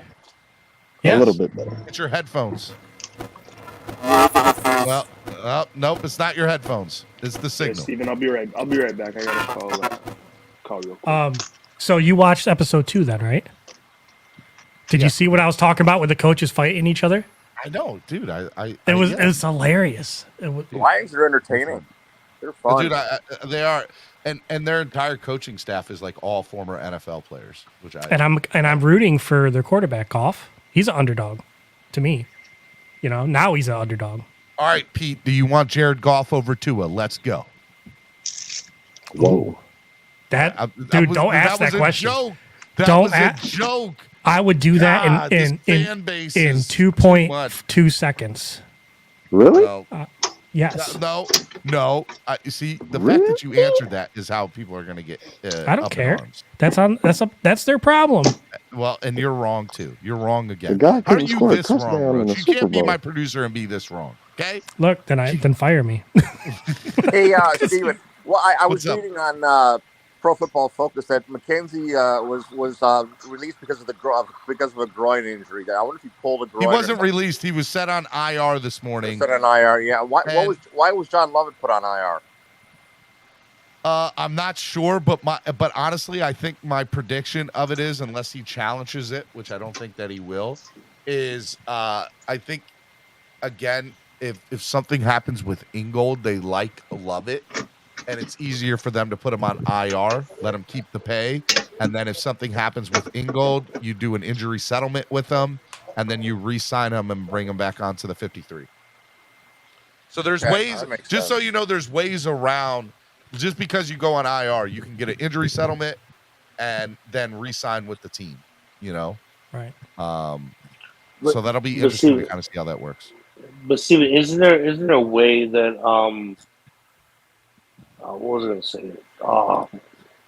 You put a player in IR, and Once you you could bring so- a player back after a certain amount of IR. No, not before the 53 man is set. So during training camp, if any player is set on the IR, they are done for the year. Now, if you want to get around that, the way to get around that is to have an injury settlement with them, release, and then re-sign them to a new contract. That's the only way to do it. That's the only way. All right, let's give it a shot one more time, Vonjo. How do I sound? You sound 10 Much times better. better. Yeah. Okay, so I just want to say, and this is gonna sound wild. What about if Mark actually has a point? What? What about if God, McDaniel? What? Hold on. What about if because he didn't sound as jovial and it's all good like we saw Dude, when he he was first started. joking the entire time. What are y'all talking Yeah, nah, about? He might have a cold. You don't know what's going on with him. I'm just saying, Roach. What about if he's stressed out over QB1? Oh. That it's not progressing like he I'm wanted on Team to progress. Vonjo now. I'm on Team Vonjo now. What about if it's not where Rashad? Where you at, Rashad? Where you at, Rashad? Are you saying that he wants to change QB1, but due to politics he can't and is stressing him out? Is that what you're saying? Whoa. I didn't say he needed to change QB1 or he wants to. I'm just saying maybe. I want to make sure I understand what I want to know what train I'm getting on. Is not where it's at. Maybe the O line is not Yeah, where. before you tie your horse to that hitch, you better. I want to know what the destination is. Maybe the O line is not. We think it is vanilla, but maybe the O line is not where he wants it to be. Time out. Did you fools? I gotta hit a Larry. Whoa, Did you whoa, fools whoa! Hear any of the press conference? I heard only half of it. I watched all of it. That's a crazy. Hold on one second. That's a crazy. You guys are crazy. Is it crazy because it's not what you think, Steven? Huh? Is that it? No, here's the thing. You have to. This is the thing. McDaniel. There's no controversy with QB1 with Tua. There's no controversy. I didn't say it was believes in controversy. Tua. I didn't say if he believes in him or not. He just don't believe. It just could be he's not where he wants it to be. All I'm saying, Vonjo, I think you'll agree with this. We have a good situation right now. Vonjo, everybody's Alex, hold on. overreacting. Do you agree with this? We have a good Sir, situation the only right person now. that overreacts is you. All right. No. Vonjo, let him answer real quick. Alex, I'm sorry. do you agree we have a good situation that if Tua don't work out, we might have something behind him and Thompson? Absolutely. Cool. Absolutely. I can accept that. Absolutely. Yes. Cool. I agree. That's all I'm asking. That's all I'm asking for. We have a good situation. You're right. That's what I'm hoping for. That boy might be a little stressed out. We overreact as fans when it comes to, that that we don't see enough of the first team offense, where if they don't score, it's a big issue. They go 3 and out on the first drive, or they get one first down on the second drive, and that's it. We overreact, and we need to let the situation play out. What do we overreact to? What do we overreact to? Like, for example, I don't know what he's talking about. He's talking about Tua not overreacting. People He's telling the truth. overreacted He's because telling the Tua truth. apparently did not show enough in the preseason on Saturday against the Raiders. Okay, He's not lying. But we need to stop with that narrative and stop overreacting because he didn't show enough. Well, Maybe Alex, that's the reason he didn't show enough. Take him to church, Alex. Again, Rashad, no, Vonjo. Hold I would on, argue Vonjo. he hasn't Hold shown on, enough for Vonjo. 2 years. He literally explained. Roach, that's where I don't believe. That's where Hold on, that's why I think Alex, you're wrong. hold up, bud. Hold up, bud. I'm just putting you on mute for a sec. You can unmute yourself. All right. He literally explained this in the press conference this morning. He explained this. He said, and I quote, "Preseason, I have a different game plan so I can execute different things. I hold the playbook back of the regular season. Players get different plays for different evaluations in different scenarios."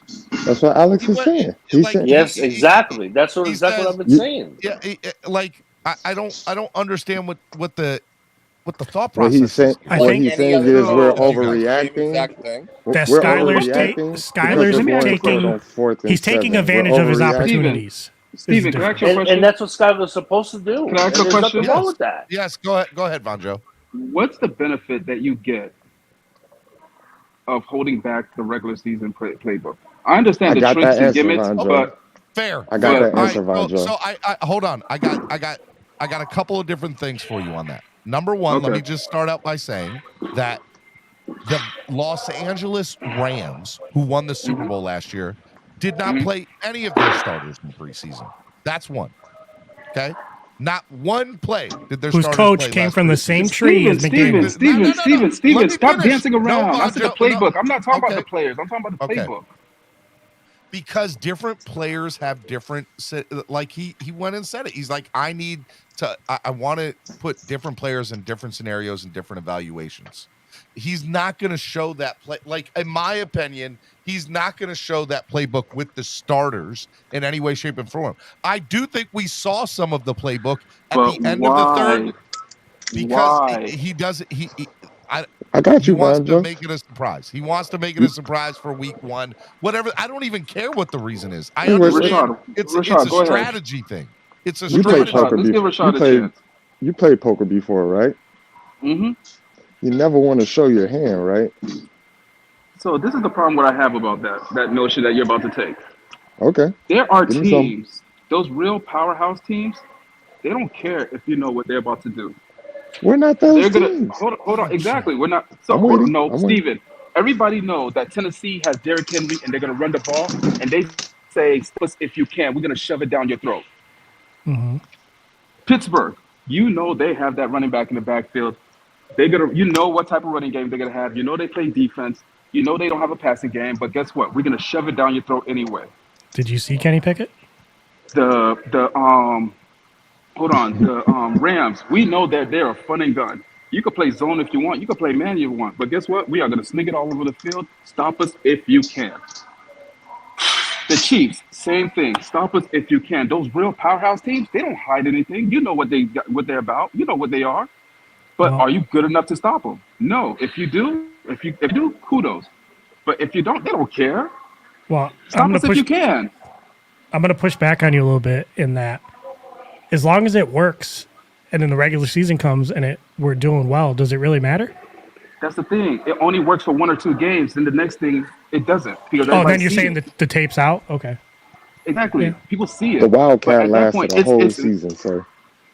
And when people really got found out how to stop it, they tried different defenses. And once they finally found a defense to stop it, I got to give you they shut it pushback. down. That's a good point, Rashad, about the Wildcat. Bonjo, let me give you some pushback.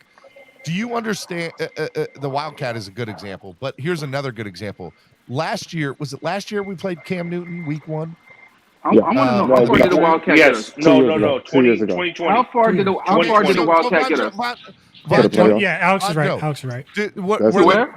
Listen, to where, Rashad? Bonjo, Exactly, because they had enough film on it by then, and they shut. Oh my God, that shit down. Bonjo, listen to me, bud. Listen, are you listening? Okay, I'm listening. When Cam Newton was on the New England Patriots for that 1 year, Mm-hmm. they were a bad football team, were they not? Yes. Bad football team. Mm-hmm. Why did the Patriots beat us that week 1? Because they weren't the better football team that year. They weren't. Okay. Let's call a spade a spade. They were not. Mm-hmm. Okay. Yep. Why do you think that is? Because we didn't know what offense they were running. Actually, we knew what offense they were going to run with Cam. Everybody knew what Cam is. We had no idea. What are you talking about, Steven? We had no idea what Cam Newton would look like. That second What are you talking about? The moment he looked the same that he looked at Carolina. Joe, the moment Game Field was available for the rest of the league, every other team that played the Patriots that year, for the most part, shut them down. So they how could long not was that? do. 2-3 There was games? game film out on it. No, actually, the 2-3 games? Patriots played well until Newton got hurt. I remember a game. But at the same time, but Mark, let me ask a question. Cam Newton at the Patriots and Cam Newton for North Carolina, was it not the same Cam? Was it different? So Cam beat us with his legs. He ran for 2 touchdowns, 75 yards, and then only threw for 155. Was that not the same Cam Newton at Carolina? Yeah, was nothing different. I remember going. So we just we dumped them. Saying, man, I don't know what type of playbook Belichick's gonna have with Cam Newton, but man, I'm Guess what? nervous. It wasn't no. But guess what? It wasn't no new But there was playbook. still that It was element the of same surprise. thing. We didn't know what was gonna happen. We know what he You know what I did. chalk that up to, Steven? I don't chalk that up to Cam Newton. I think that's people giving Bill Belichick too much credit and worried and scared about Bill Belichick. The moment Bond, they changed the playbook for the fit Cam's strengths that year, bro. And the moment again, he was the same. But at the same time, all you have to do is look at North Carolina's offense. It was the same damn offense. It was the same Cam Newton. That's what I'm saying. It wasn't the same Patriots, but it was the same Cam Newton. There was no difference. We knew what he was. No, I disagree with you, bro. I think they overthought. What are you talking about? Actually, I kind of agree with them. I think they overthought the game, Steven, because they were worried, what is Bill Belichick going to do with them? And Bill Belichick said, hold on. Cam Newton went to the Patriots and became this prolific spreading gun thrower? Nope. No, He was slick. Okay, so what are we talking about? But because the point I'm trying to make is he's that not you even on the keep team no things- more. Can y'all listen? The point I'm trying to make is you keep things hidden. And that's what McDaniel's doing. Whether you like it or not, that's what he's doing. Right. You don't have to agree with that game plan. You don't even have to like it. But He you literally came out and but said it. understand. I was about to say, understand that's the cards that he's playing. So why are we arguing about it? I'm just saying, no, it's a Von Joe just thing. wants Do you to think see it- it for himself. Do you That's think all it there's a is. problem? Von Joe wants to see you it guys in the think there's a game problem that he's hiding everything? before Do you think he there's wants an to see it issue? in the preseason before we go out there and attempt to do it in the regular season. Von I get what Joe- you're saying, Von Von Joe, Joe. my I'm just argument- no. What I'm Von Joe, saying is if those your real argument- teams, those real powerhouse teams, they don't need to hide anything. Okay. I think what he's saying, Steven, is why are we scared of the Patriots? If we're scared about the Patriots and hiding from them, our offense, we got issues.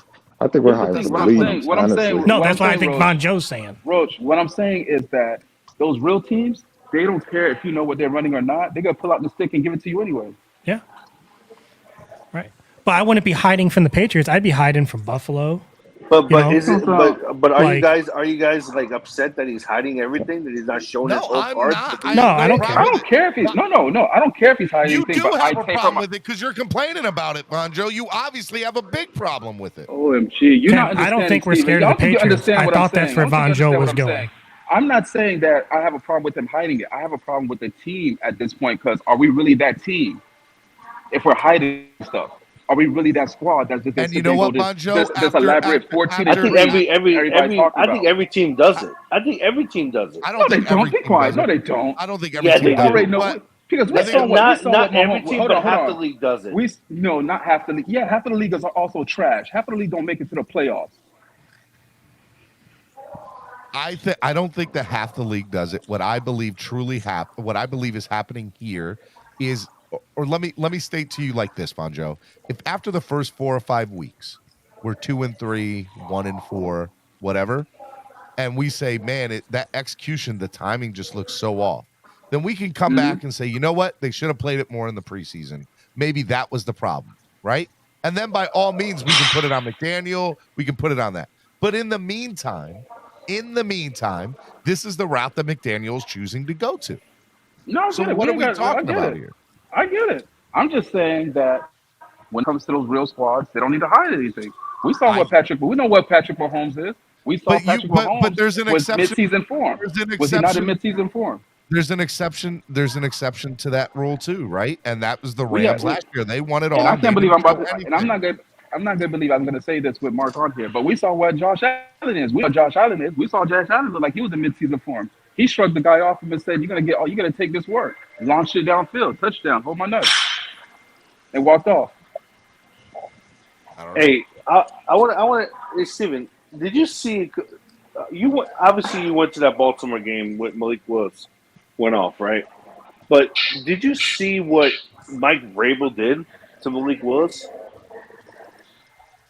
Did you know that he pulled Malik Willis from the game because he was running too much? Okay. Did you see that? Don't care about Tennessee. Why are we? No. I'm just saying. But how do you know? How do you know why he pulled him though? Real quick, Oh, we know that's why he pulled him. To compare the LA Rams situation to the Miami Dolphins situation is absurd because the Rams made it to the Super Bowl not too long ago after that. So, I mean, look, man, you want to stay vanilla, that's fine, bro. That's you. You don't want to add sprinkles, that's you, dude. If you're going to tell me that last preseason game was supposed to be the dress rehearsal before the next one, and now you're telling me the next one nobody's going to play at all, none of the starters at all? So what the hell did we see last Saturday? He's saying there is no dress rehearsal. That's the thing. There's no dress Okay, so last Saturday, what the hell was last Saturday? Were you He does not. last Saturday? He was. We don't know what he's doing next game. He doesn't. That was just getting the body warm. That was just getting the body warm. We gotta stop doing this to ourselves. Y'all stressing over us. We are overreacting over things way that too haven't much. even been I'm figured gonna out. be yet. honest with you. That's an Rashad, who's overreaction. stressing? You all are. Our whole community. Rashad knows. The community is Rashad stressed. knows deep down what's That's the going on ain't problem. right. That's the problem. He knows what's going on ain't right. If somebody thinks that if they don't disagree with what he's doing, That don't mean we're overreacting just because we don't like what he's doing. So, Steven, Not is that what tonight necessarily is? you, Tonight is to Vonzo. start the I'm healing saying process, No, I'm just right? saying. Bring That's us I'm together just for the saying. season. When it comes to people saying, "Oh, you guys God, are I hope overreacting. so. You guys are stressing out." No, No, just because you don't like what somebody's doing, all right, that don't mean you're overreacting or stressing out over it. All right, Vonjo, let You me just pull this disagree up. with it. Okay, so Vonjo, Cap for Life, we'll just use Cap as the example up here, comes up here and is saying, what the heck was that last week then? What are we doing? What is this? Okay. Now I love Cap. Cap's my guy. Okay.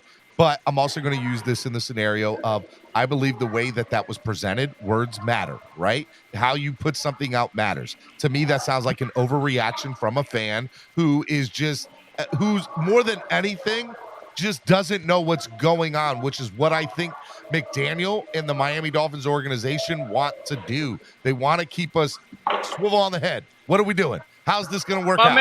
man, you're young. You know how many times I've heard that I excuse, want the my whole man, league like throughout that. all these five coaches that come I in want- now, man. But Bro, Cap, wait a minute. Why you calling Steven a jit, bro? Stop that.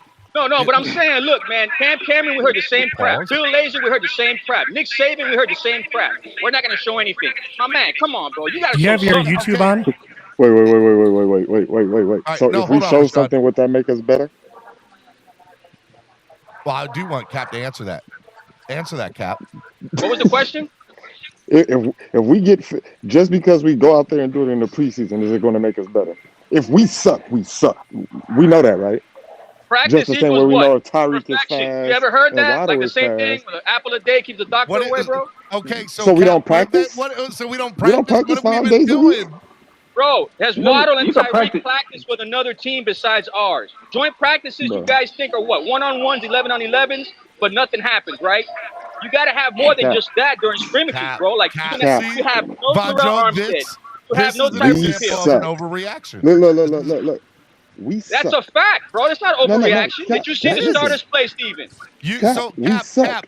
Here's Vonjo, are You're you worried okay? about worrying Rashad. about an offense, Oh, and I'm we stretching. can't block. I know. We can't create a hole. We have no backup tackle. It's the simple things that we suck Rashad, at, so and you're you're okay worried with the about running what we're game? going to show on So you're okay film. with the running game, Rashad? You're okay from what No, you saw in we the running Nobody's. Li- We have. so Okay, so are you overreacting so why because not you work? said no? No. So why would we not Okay, work on so the I'm running not game in the overreacting either. preseason? Don't try to pin this on me just because I had the ball. Why not work on the running game in the preseason? Joe, Ron, what are you doing, bro? We're doing those cross stretching. leg things. He's getting that workout in, man. All right. Spooky, Your what's boy up, just- man? My buddy Your boy Spooky's just in the wake chat. up. By the way, Esther, did you get that that DM I sent you for the pre-workout? Esther's not paying attention. He All right, didn't. so to the conversation at hand. What are we talking Vonjo, I'm about? gonna put you on mute because I'm just getting a lot of. Well, Play it that's and not bang Vonjo. That's not Vonjo. It's somebody else. I don't know who it is. It's I think it's Cap. Is it Cap? No, Cap's muted too. I'm on mute. Stop blaming me. Is it Mark? Is that Alex? It's not me. I'm quiet. Oh, it's Alex. For once. It was you, Alex. Good job, Alex. It was you, Alex. Okay. All right. Now, Cap, back to you. No, my that buddy. definitely was not me. All right. Oh, we got a Chargers fan. Spooky's Oh a my Chargers God. fan. Can I finish my statement, please? No, Thank you can't. No. Cap.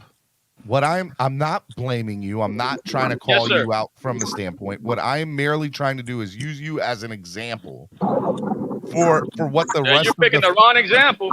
I disagree. I think that the entire fan base is I think mostly they're just uninformed. And that includes me. So it Because came I from don't me to the I- entire fan base. Are you What gonna are we talking about? So we're talking about how fans overreact to certain things. Like Mark came Okay, up so it's here. not just me, hold right? Hold on. Mark came No, up because here. you're saying it in a plural sense. I'm going to get to you, Cap. Hold on. Mark came up here and said that McDaniel's body language is bad and he's nervous and he's not ready for this. I agree with that spotlight. also. I think that's Steven, such a far out statement, ridiculous statement. I have Cap up Steven, here saying You didn't I see have that, Cap- Steven? Bro, Wait, no, Cap, I did hold on, not. wait, let him tell him talk I saw a very confident man and a very What? confident man. Yes. What?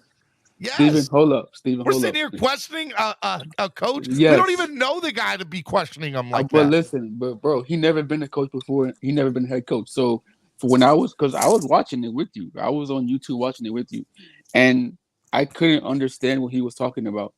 Like He I couldn't understand uses a nothing he lot of said. words. I'll give you guys that much. But because he uses a lot of words he explains things. By the way, do you remember Joe Philbin?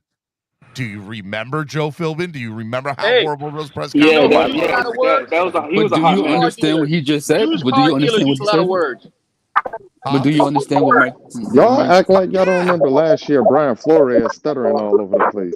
But and at least I only can saying understand 2 what he's words. talking about. It's Did ridiculous. you understand what Brian Flores was talking about? No, you did not.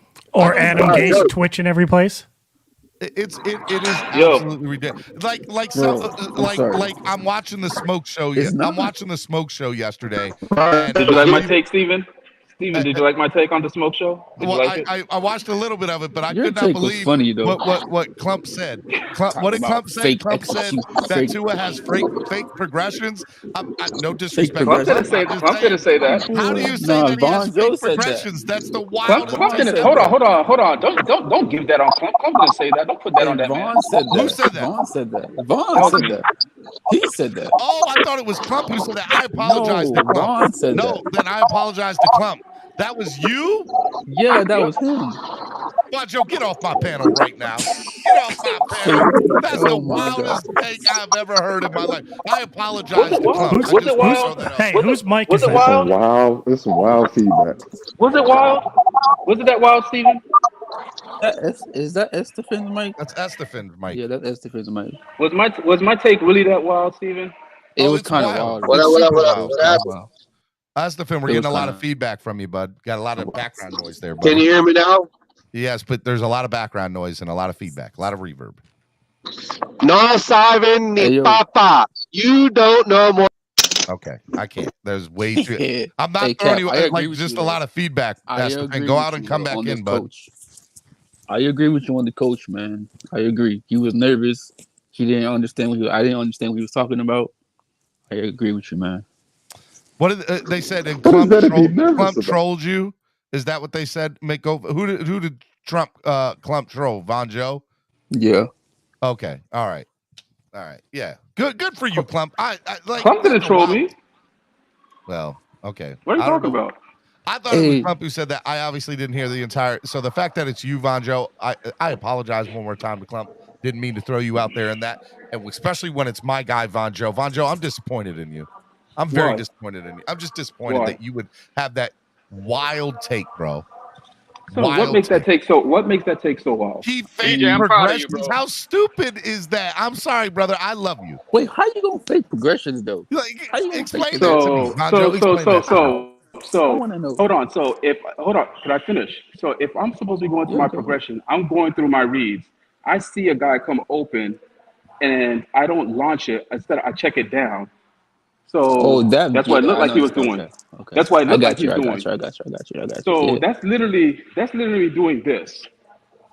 I'm gonna go through fake progressions right now. Ready? Oh my Height. God, this will be good. Height. And 2 yards. All right. I'm glad You were open, not, but I'm glad you're not my quarterback. you were open. Okay? I saw you open because he I'm looked so at glad one you're of the not people. my That guy behind him didn't even look at him. Isn't that funny? His head looked like he looked directly at the Bro, TD showed it he on looked his directly film, at TD. him. Yeah, Right? But he didn't launch show it. it yesterday? I know. But he didn't. I But he took a didn't let it screenshot of go. it. I So took in a my screenshot of head, it too. I'm thinking to myself like, is he really going through progression? Why did he let the ball loose if he's literally looking at him? So Yeah, is he Steven, just do going? yourself is a he- favor. is- Look at TD's so show I'm yesterday. saying- He showed the breakdown. So Steven, what I'm saying is he just going So through the time motion? out and hold on, Monjo. But he And- already and- predetermined and- where he's going to go with the so ball far, anyway. I just want to state what fans have come up here this morning and said so far. Oh, So far Lord. this morning, we have heard that McDaniel looks nervous and he's not comfortable, and he just looks like he's not comfortable in any way, shape, or form. We've heard that Tua fakes his progressions. We've also heard that what did Kat was saying, that if we don't do dress rehearsals, that like it's like, what are we doing? We don't have our stuff together. There's no way this team's going to succeed without being able to do. Those are the three takes that I've heard this morning. Pretty What you much. mean by- So- what In a you mean by nutshell, dress pretty rehearsal? much. So do you want to put him in context? Do you want to I give just- context what I said? I think it is the definition of this fan base overreacting. But Steven, I gave you context FedEx exactly is so on why lazy, I bro. said. They didn't even ring my doorbell. And Steven, I'd rather I told you over overreact analyzing. Because they right? saw You your guys, heart I rate. gave That's you why. exactly too much why to drink I in the said what I Kool-Aid. said. I gave you the reason exactly why I said what I said. Could you debunk that? Why did he look at Sherfield and still didn't look at the release the ball? I don't And he was know. I have open. not. I need to go back and Sherfield watch was the game wide film, open, but bro. like He was wide open. Wide Okay. open. y'all can call me a souvenir, but I still think y'all are overreacting. I don't care. We're not overreacting. I don't You know, are man. But I'm Steven, saying, hold on. But I'm Steven, just saying, if I'm a last quarterback week, and I a, feel like and a somebody receiver open, reached out to you, I and let the ball go.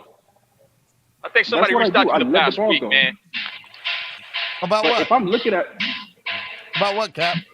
Your demeanor started to change, man. It seems like if we go against you when it comes to this certain topic, now, you get Cap, vexed now, real quick. Actually, No, I have to agree, Steven. He's onto something. That you know is all what? right. So let's Hey, I'm Roach, gonna say, always trying to let's And do then, I like. and something. then, Listen, I and have no then, problem with Larry. wait, this is I our have no problem with evaluation, Larry, Steven. But you're And getting then Larry, I've seen you Larry go into L other vibes, panels and be a Tua apologist. Steven, Yeah, you give that's me true. Larry L vibes. Okay. We're And gonna fix this tonight at 9:15. We're gonna fix this You called tonight me at stupid. 9:15. You called me. You and called it's me all stupid, on Steven. tape. We got proof. I said the take was stupid. I didn't Hey, call you stupid. I Exactly. said the tape Exactly. was stupid. You giving me Larry L vibes. hey, Okay. Steven, All I right. got a question for you though. I got a question.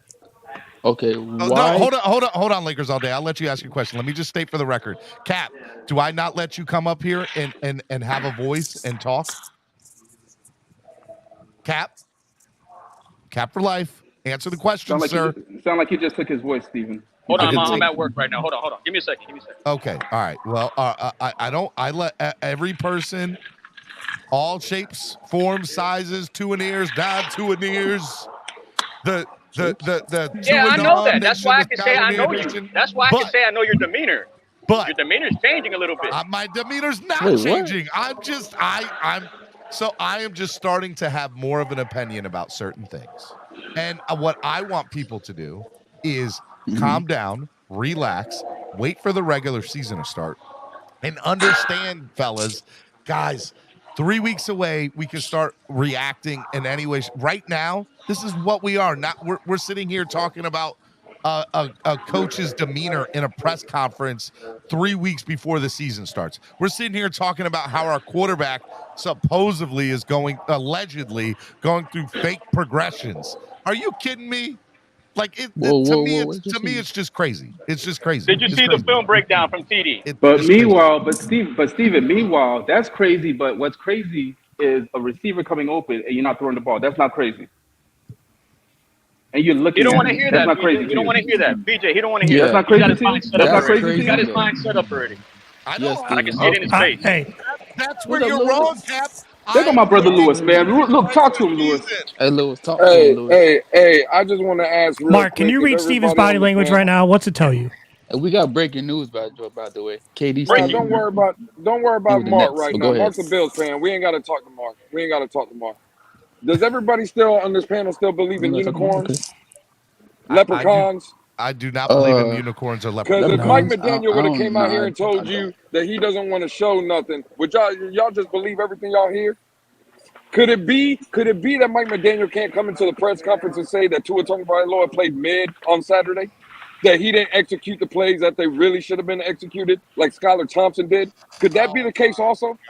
Look at the Yep, film. you're It's just a Steven, question. you're doing it It's right just a now. You're question. doing it You're right right. now. Let's go, It's just a Lewis. question. Talk to I him, just Lewis. wanted to know if that could be also the case. Because how many first-time year head coaches would come out and have the balls to say, "Hey, the starter that I took over for ain't getting the job done"? How do you know that he? How do you know the No, scenario of Lewis. what he's saying is Lewis, true? answer my question, Lewis. How do you know I he's didn't not understand behind that. You closed did. doors having conversations with Tua, saying, Tua, you got to get better with this. Well, This is actually, not good. I he believe said that, in his Steven. one I do believe conference, that. Steven, Not everything has to be open. was it out in the open? 2 interviews ago? McDaniel said, I agree. if But I I agree, misheard Steven, this, but the Lewis problem might agree is with me. we're just coming out and saying what he's coming out on press conferences because it's Billy Gospel. And what I'm Well, saying is he can't come out and tell you the truth. Like So we're Lewis, sitting up here and just Lewis, making did you it hear sound what he like said? everything he says is the truth. Lewis, am I not supposed to believe what comes out of his mouth?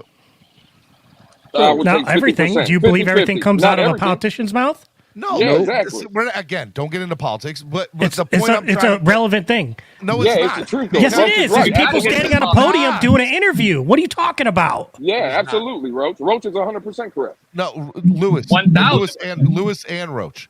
when a coach says something to you, whatever that may be, you have to take it for what it's worth, unless you outright know, No. this guy is straight up lying to me. Otherwise, you are Y'all going think he would on. deliberately lie? You are literally going on your own gut feeling or your own perception of the So- situation, which is irrelevant to a certain extent because, and I'm not trying to be rude, are you in the building? Are you in the building? Am I in the building? Am I there with those No, guys on a absolutely not. one-on-one basis? You're not. So Well, you what's your should be. perception of that? Look, I ain't drinking the Kool-Aid just because Mike McDaniel tells me I should. Exactly, Roach. That's all. That's all we're saying, Steve. But So Lewis- McDaniel just be lying. Like that, He's doing his job. That's what he's doing. What he's supposed to That's what he's do. supposed to do. Right. Out of your mouth. So, but Lewis, did you hear what he said the other day? He actually did say a critique on Tua. He said Absolutely. that they had to tell Tua that his strength was not studying. They actually told him that, Yep. and they had to Yep. sit down with him, and they had the Yep. coach walk him through how to study film and prepare for a Preach to him, game. Roach. And Talk he to him, actually Roach. said that in the press conference. Hey, that's bad. to him. That's bad. So, That's bad. just So saying. how is that a lie? That's I'm not bad. saying that's a lie, but I'm saying I'm a critique talking is. to the person. So when you guys talk like this, it gives the perception that this fan base believes that we're not going to be good, or we're not going to do well. That's not on us. No, it doesn't. That's not on us. That's how you guys sound. So we So can't what? have We're supposed concerns? to not All say right, what we say? I'm gonna You go just have into to your be world, blind Steven. believers. Hold on, Hey, Steven. I'm I'm gonna done go into drinking your the world. Kool-Aid, You- bro. I'm gonna- There's hold on, nothing. hold There's on, nothing guys. wrong with having Hold concerns. on, guys. Let me go ahead If and you turn have to concerns, Alex. that's fine. I There's have nothing zero. wrong with I have that. zero. No, Alex. I have zero concerns about this team. Okay. Look who I I didn't got have say zero. you my couldn't be man Pete. critical. My man I Pete didn't is in say the I building. didn't say you Pete, couldn't be I critical. have Hey, where the zero. hell I have Andrevious? zero talk that concerns. talk, Pete. Hey, where's Andrevious? I didn't say you couldn't be critical. Andrevious I is said still I, drunk You from can be last critical Friday all you night. want. Last Friday morning. I said you guys are all. I said I don't want to say all. I want to say a majority of you gentlemen are when it comes. There's a way to say things. Words matter, and how you guys put something matters. Wow. When you guys come out and say, you know what? Hey, look, like having let me say this before I go into detail. Look, I don't know McDaniel that well. I've only seen him a few press conferences, but there is something that I feel looks weird. And here's what it is: X, Y, and Z. And then you go into it. I will be more opening to hear a theory like that or a view of that, because it's like you also told me up front, this is what it is. When Mark comes out and automatically says, McDaniel just looks bad. He looks so uncomfortable. He's not good. You guys That's have a his problem on your perception. hands. So, Steven, you want us to fluff it up for you first? We need to think soften that the blow, is what he's there's saying. theory to All everything. right, I got you. He's trying to say we need to soften the blow to protect I'll the take the organization. CLOCKBLOCKERS. This sounds like This Dolphins is a PR. four. Let's fluff it up. This is Let's a fluff it You know, up. this is a 4-hour show. If we so didn't stand I'll up take and the scenic speak, route. and if we didn't stand up and say what we said against England, right now we would not be in the United States. Oh my Just saying. God, Wait, bro! what? So if you me. want to change the Dolphins, What? you don't go with what they tell you. You go with what you think and run with it. And if the Revolutionary War is politics, I don't know what to tell you, Stephen, because that's hundreds of Good years morning, ago. fellas. What's But up, that won't be Pete? What's up, televised. Pete? Hey, what's Hey, up, yo, everybody? Hey, Pete. Steven. Yes, I've been Pete. chilling. Fight these Steven. people up by myself, bro. What's up, Steven? Hey, Steven, are you aware that crow is about to go, like the crow meat, it's about to go extinct when every Tua hater is going to start eating crow soon. The season is around the corner. All us are about to eat crow if Tua lights it up. The receipts are out there. I know. Oh my God! The season is around the corner. And by the way, what's going to be said about Stephen D? They're going to be like, Stephen, you were right. You were positive the whole time. Your outlook was very accurate. That's the messed up part, Steven. That you held it down and stayed loyal and fought all of us. Yep. And when it does happen, And if it doesn't happen, I'll be the first to come up and be like, Tua wasn't the guy. I was wrong. Sorry. no, that's the thing. You see, that's the thing, Steven. That's what we want, but that's not what's gonna happen. If Tua Y'all balls called me out, up here for this. I'm just gonna change my name. I'm gonna Wait, change my who name. called you, Y'all It bro? called doesn't me up cost for this me foolishness. anything. Who I'm called about you? to go. No one called you. I'm glad you're up here. Somebody did ask where's What's Andrevious. up? Somebody did ask where's How y'all Andrevious. been, man? Who told him to come Listen, up here? No one man. told Hey, him. whoa. I Hey, did. listen. Not the same Let me loss. get the floor real quick because I've been uncut and uncensored like Alex does raw. Let's go All 1, right. 2, 3 up. Let's go, All baby. right.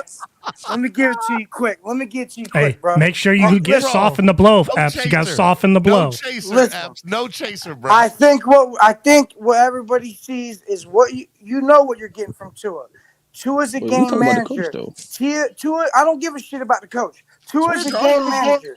All right? Tua's a game manager. That's all you're going to get from him. He's not going to get any better. He's not going to get any worse. I mean, he could get worse. Who knows? But he's not getting any better, man. He can't get better. Epps? He's not going to take chance. No, he's not going to take chances. He's mentally weak. You see, I don't have to go through all this stuff over again. But what I'm telling you is, listen, man, this mountain that you Tua guys are on, it's gonna be a long fall, dog. I'm telling you, bro. Because this guy is not an NFL. This guy is not an NFL quarterback, bro. He's If not. you don't see that, bro, if you can't see that this kid was making throws that Tua would never even dream of making, then you're just, I don't know, dog. I really don't, man. He's onto something. If you're not a playmaker, if you're not a playmaker, listen, man. you need playmakers around you. I'm not telling you Skylar's a Hall of Famer. I'm not telling you he's a pro. I'm telling you right now, though, we have a better chance of beating the Patriots with him than we do with Tua. That's a guarantee. Yep. And guess what? Yep. And let me tell you this. And after the Patriots, we're going to start losing games. This is where you're wrong, because dude. guess what? No, I Alex, wasn't paying stop, attention man. until I Stop, heard that Alex. terrible take. Stop, Alex. Listen, man. Once they get tape on Tua and they see the scripted playbook he always goes through every year, guess what? He's going to be shut down just like he is every game. Just like he was in Tennessee. baby. Listen, if he ain't playing bums, Tua ain't doing nothing, bro. If the defense ain't playing lights out, Tua ain't doing That's a nothing. cuss word, I don't know Steven. what you guys aren't seeing, bro. Swear I don't know jar. what you guys aren't seeing. Now, I don't want to hear Alex's Big O takes, all right? Alex, don't repeat anything Big O said. Use your own mind, bro. I don't want to hear it. That is using my own mind, you Momo. No name calling, Alex. Nah, it's all good, man. Alex can call me What's a names. Momo? Alex can call me names. It's actually a good thing. And Momo is a good thing. So hope you know that. It's a good thing. It's a good thing. All I'm telling you guys, man, is like this 2-year stuff, bro. Like you guys, like I saw people on Twitter last night calling for Skylar Thompson's job, dog, because he was a distraction. Because he was a distraction to him. How does that have anything to do with what we were talking about? I'm going to rebuttal this, right? I'm going to All rebuttal right, this like, right come now. on. You're telling me Mike McDaniel wasn't sitting on that press conference and his feelings saying, my God, this 7th round Kansas State, fuck this 7th round pick, just played better than Tua, who's been in the league for 3 years, dog. 3 years, man. We have seen nothing extra from him, bro. Pay Like you guys you guys keep saying Arizona, Kansas City. Tell me another game. At this because it's only pace, 2. Epps ain't gonna make it. New York, He ain't gonna make it with this New York, what, the Giants, bro? We were playing Mike Glennon, dog? Are you kidding me, dog? Come on, man. Hold on. Hold on. First off, let me Talking about the Giants, bro. The Giants? You're joking, right? The Panthers. The Panthers? You said aggressively at the time, doesn't make it Carolina's sound better? defense was top 5 in the NFL. Oh, yeah, they were top 5 in the NFL. No, it was number 1. How many yards did Tua throw in that time? It was number 1. Alex, I run my mouth whenever I want. And if you ever want to stop me from running my mouth, we can meet up halfway, homie. Well, we ain't meeting up nowhere, man. That's unnecessary. Chill out. Nah, you ain't slapping me in the mouth. I can promise you that. I'm gonna. Where did this go? First of all, that was actually a good thing. What I said to Epps just now about your swear jar is paid up. Before you run your mouth. That was actually a good thing. Hey, hold up real quick, Alex. Let's not. Thank you. Nothing here is ever going to go I'm just physical. saying, he's telling me to shut my mouth. Hey, you got to shut my mouth. I didn't tell you to shut your mouth, Yes, dude. you did, bro. And you called me a name, bro. So don't even get in your feelings, bro. A Momo is a good thing. I don't give a shit what a call my Momo daughter is, a man. Momo all the time. What's a Momo? I don't even know what that is, bro. I don't know. Can we add that to the Twitter jar?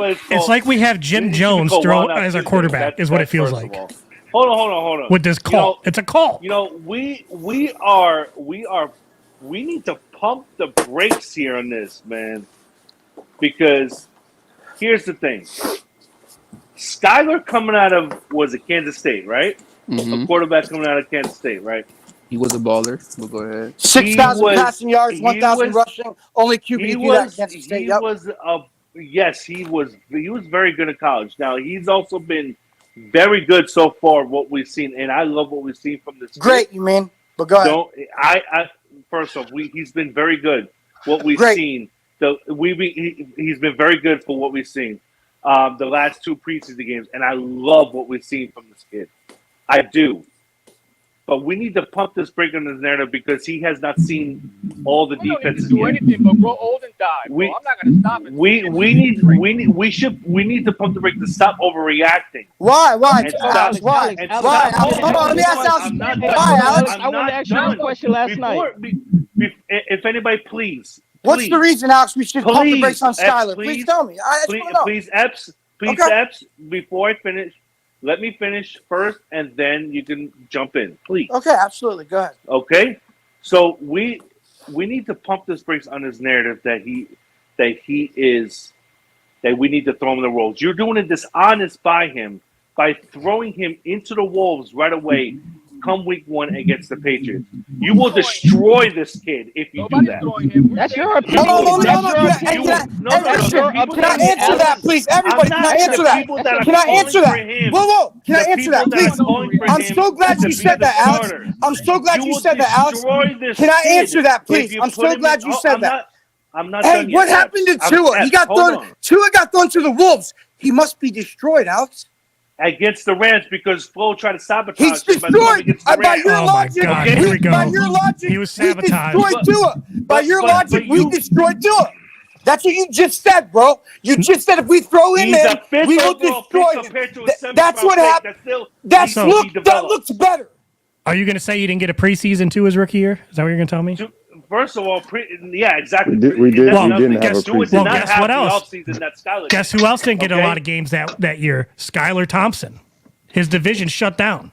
Exactly. Played 30,000 years of college football. COVID, He's bro. the most Yes, skilled because of player in the COVID, NFL. Rashad. What's wrong, Andre? COVID. So be What's fair. wrong, bro? We will destroy this kid if you put him in week 1. Alex, by that logic, we've already destroyed Tua. Do you understand what you're saying? If you put this kid in when he's not ready, you're saying we'll destroy him. So that means, guess what? Your golden child is already destroyed. If you think that Skyler is ready by come week 1 against the New England Patriots defense, then I don't know what else to tell you, bro. Is he ready? I don't know. Is he better than Tua? Absolutely, bro. He's not better than Tua. Now, can he be better than Teddy? Absolutely. Absolutely, he could be better than Tua. He might be better than Tua. No, see, that's what all you two in ears are hanging on the same thing. He might be better. I'll be the first up here to say we made a mistake. But guess what? Guess who's not? Yeah, and if Tua doesn't work out, what? You're going to say sorry? I was wrong?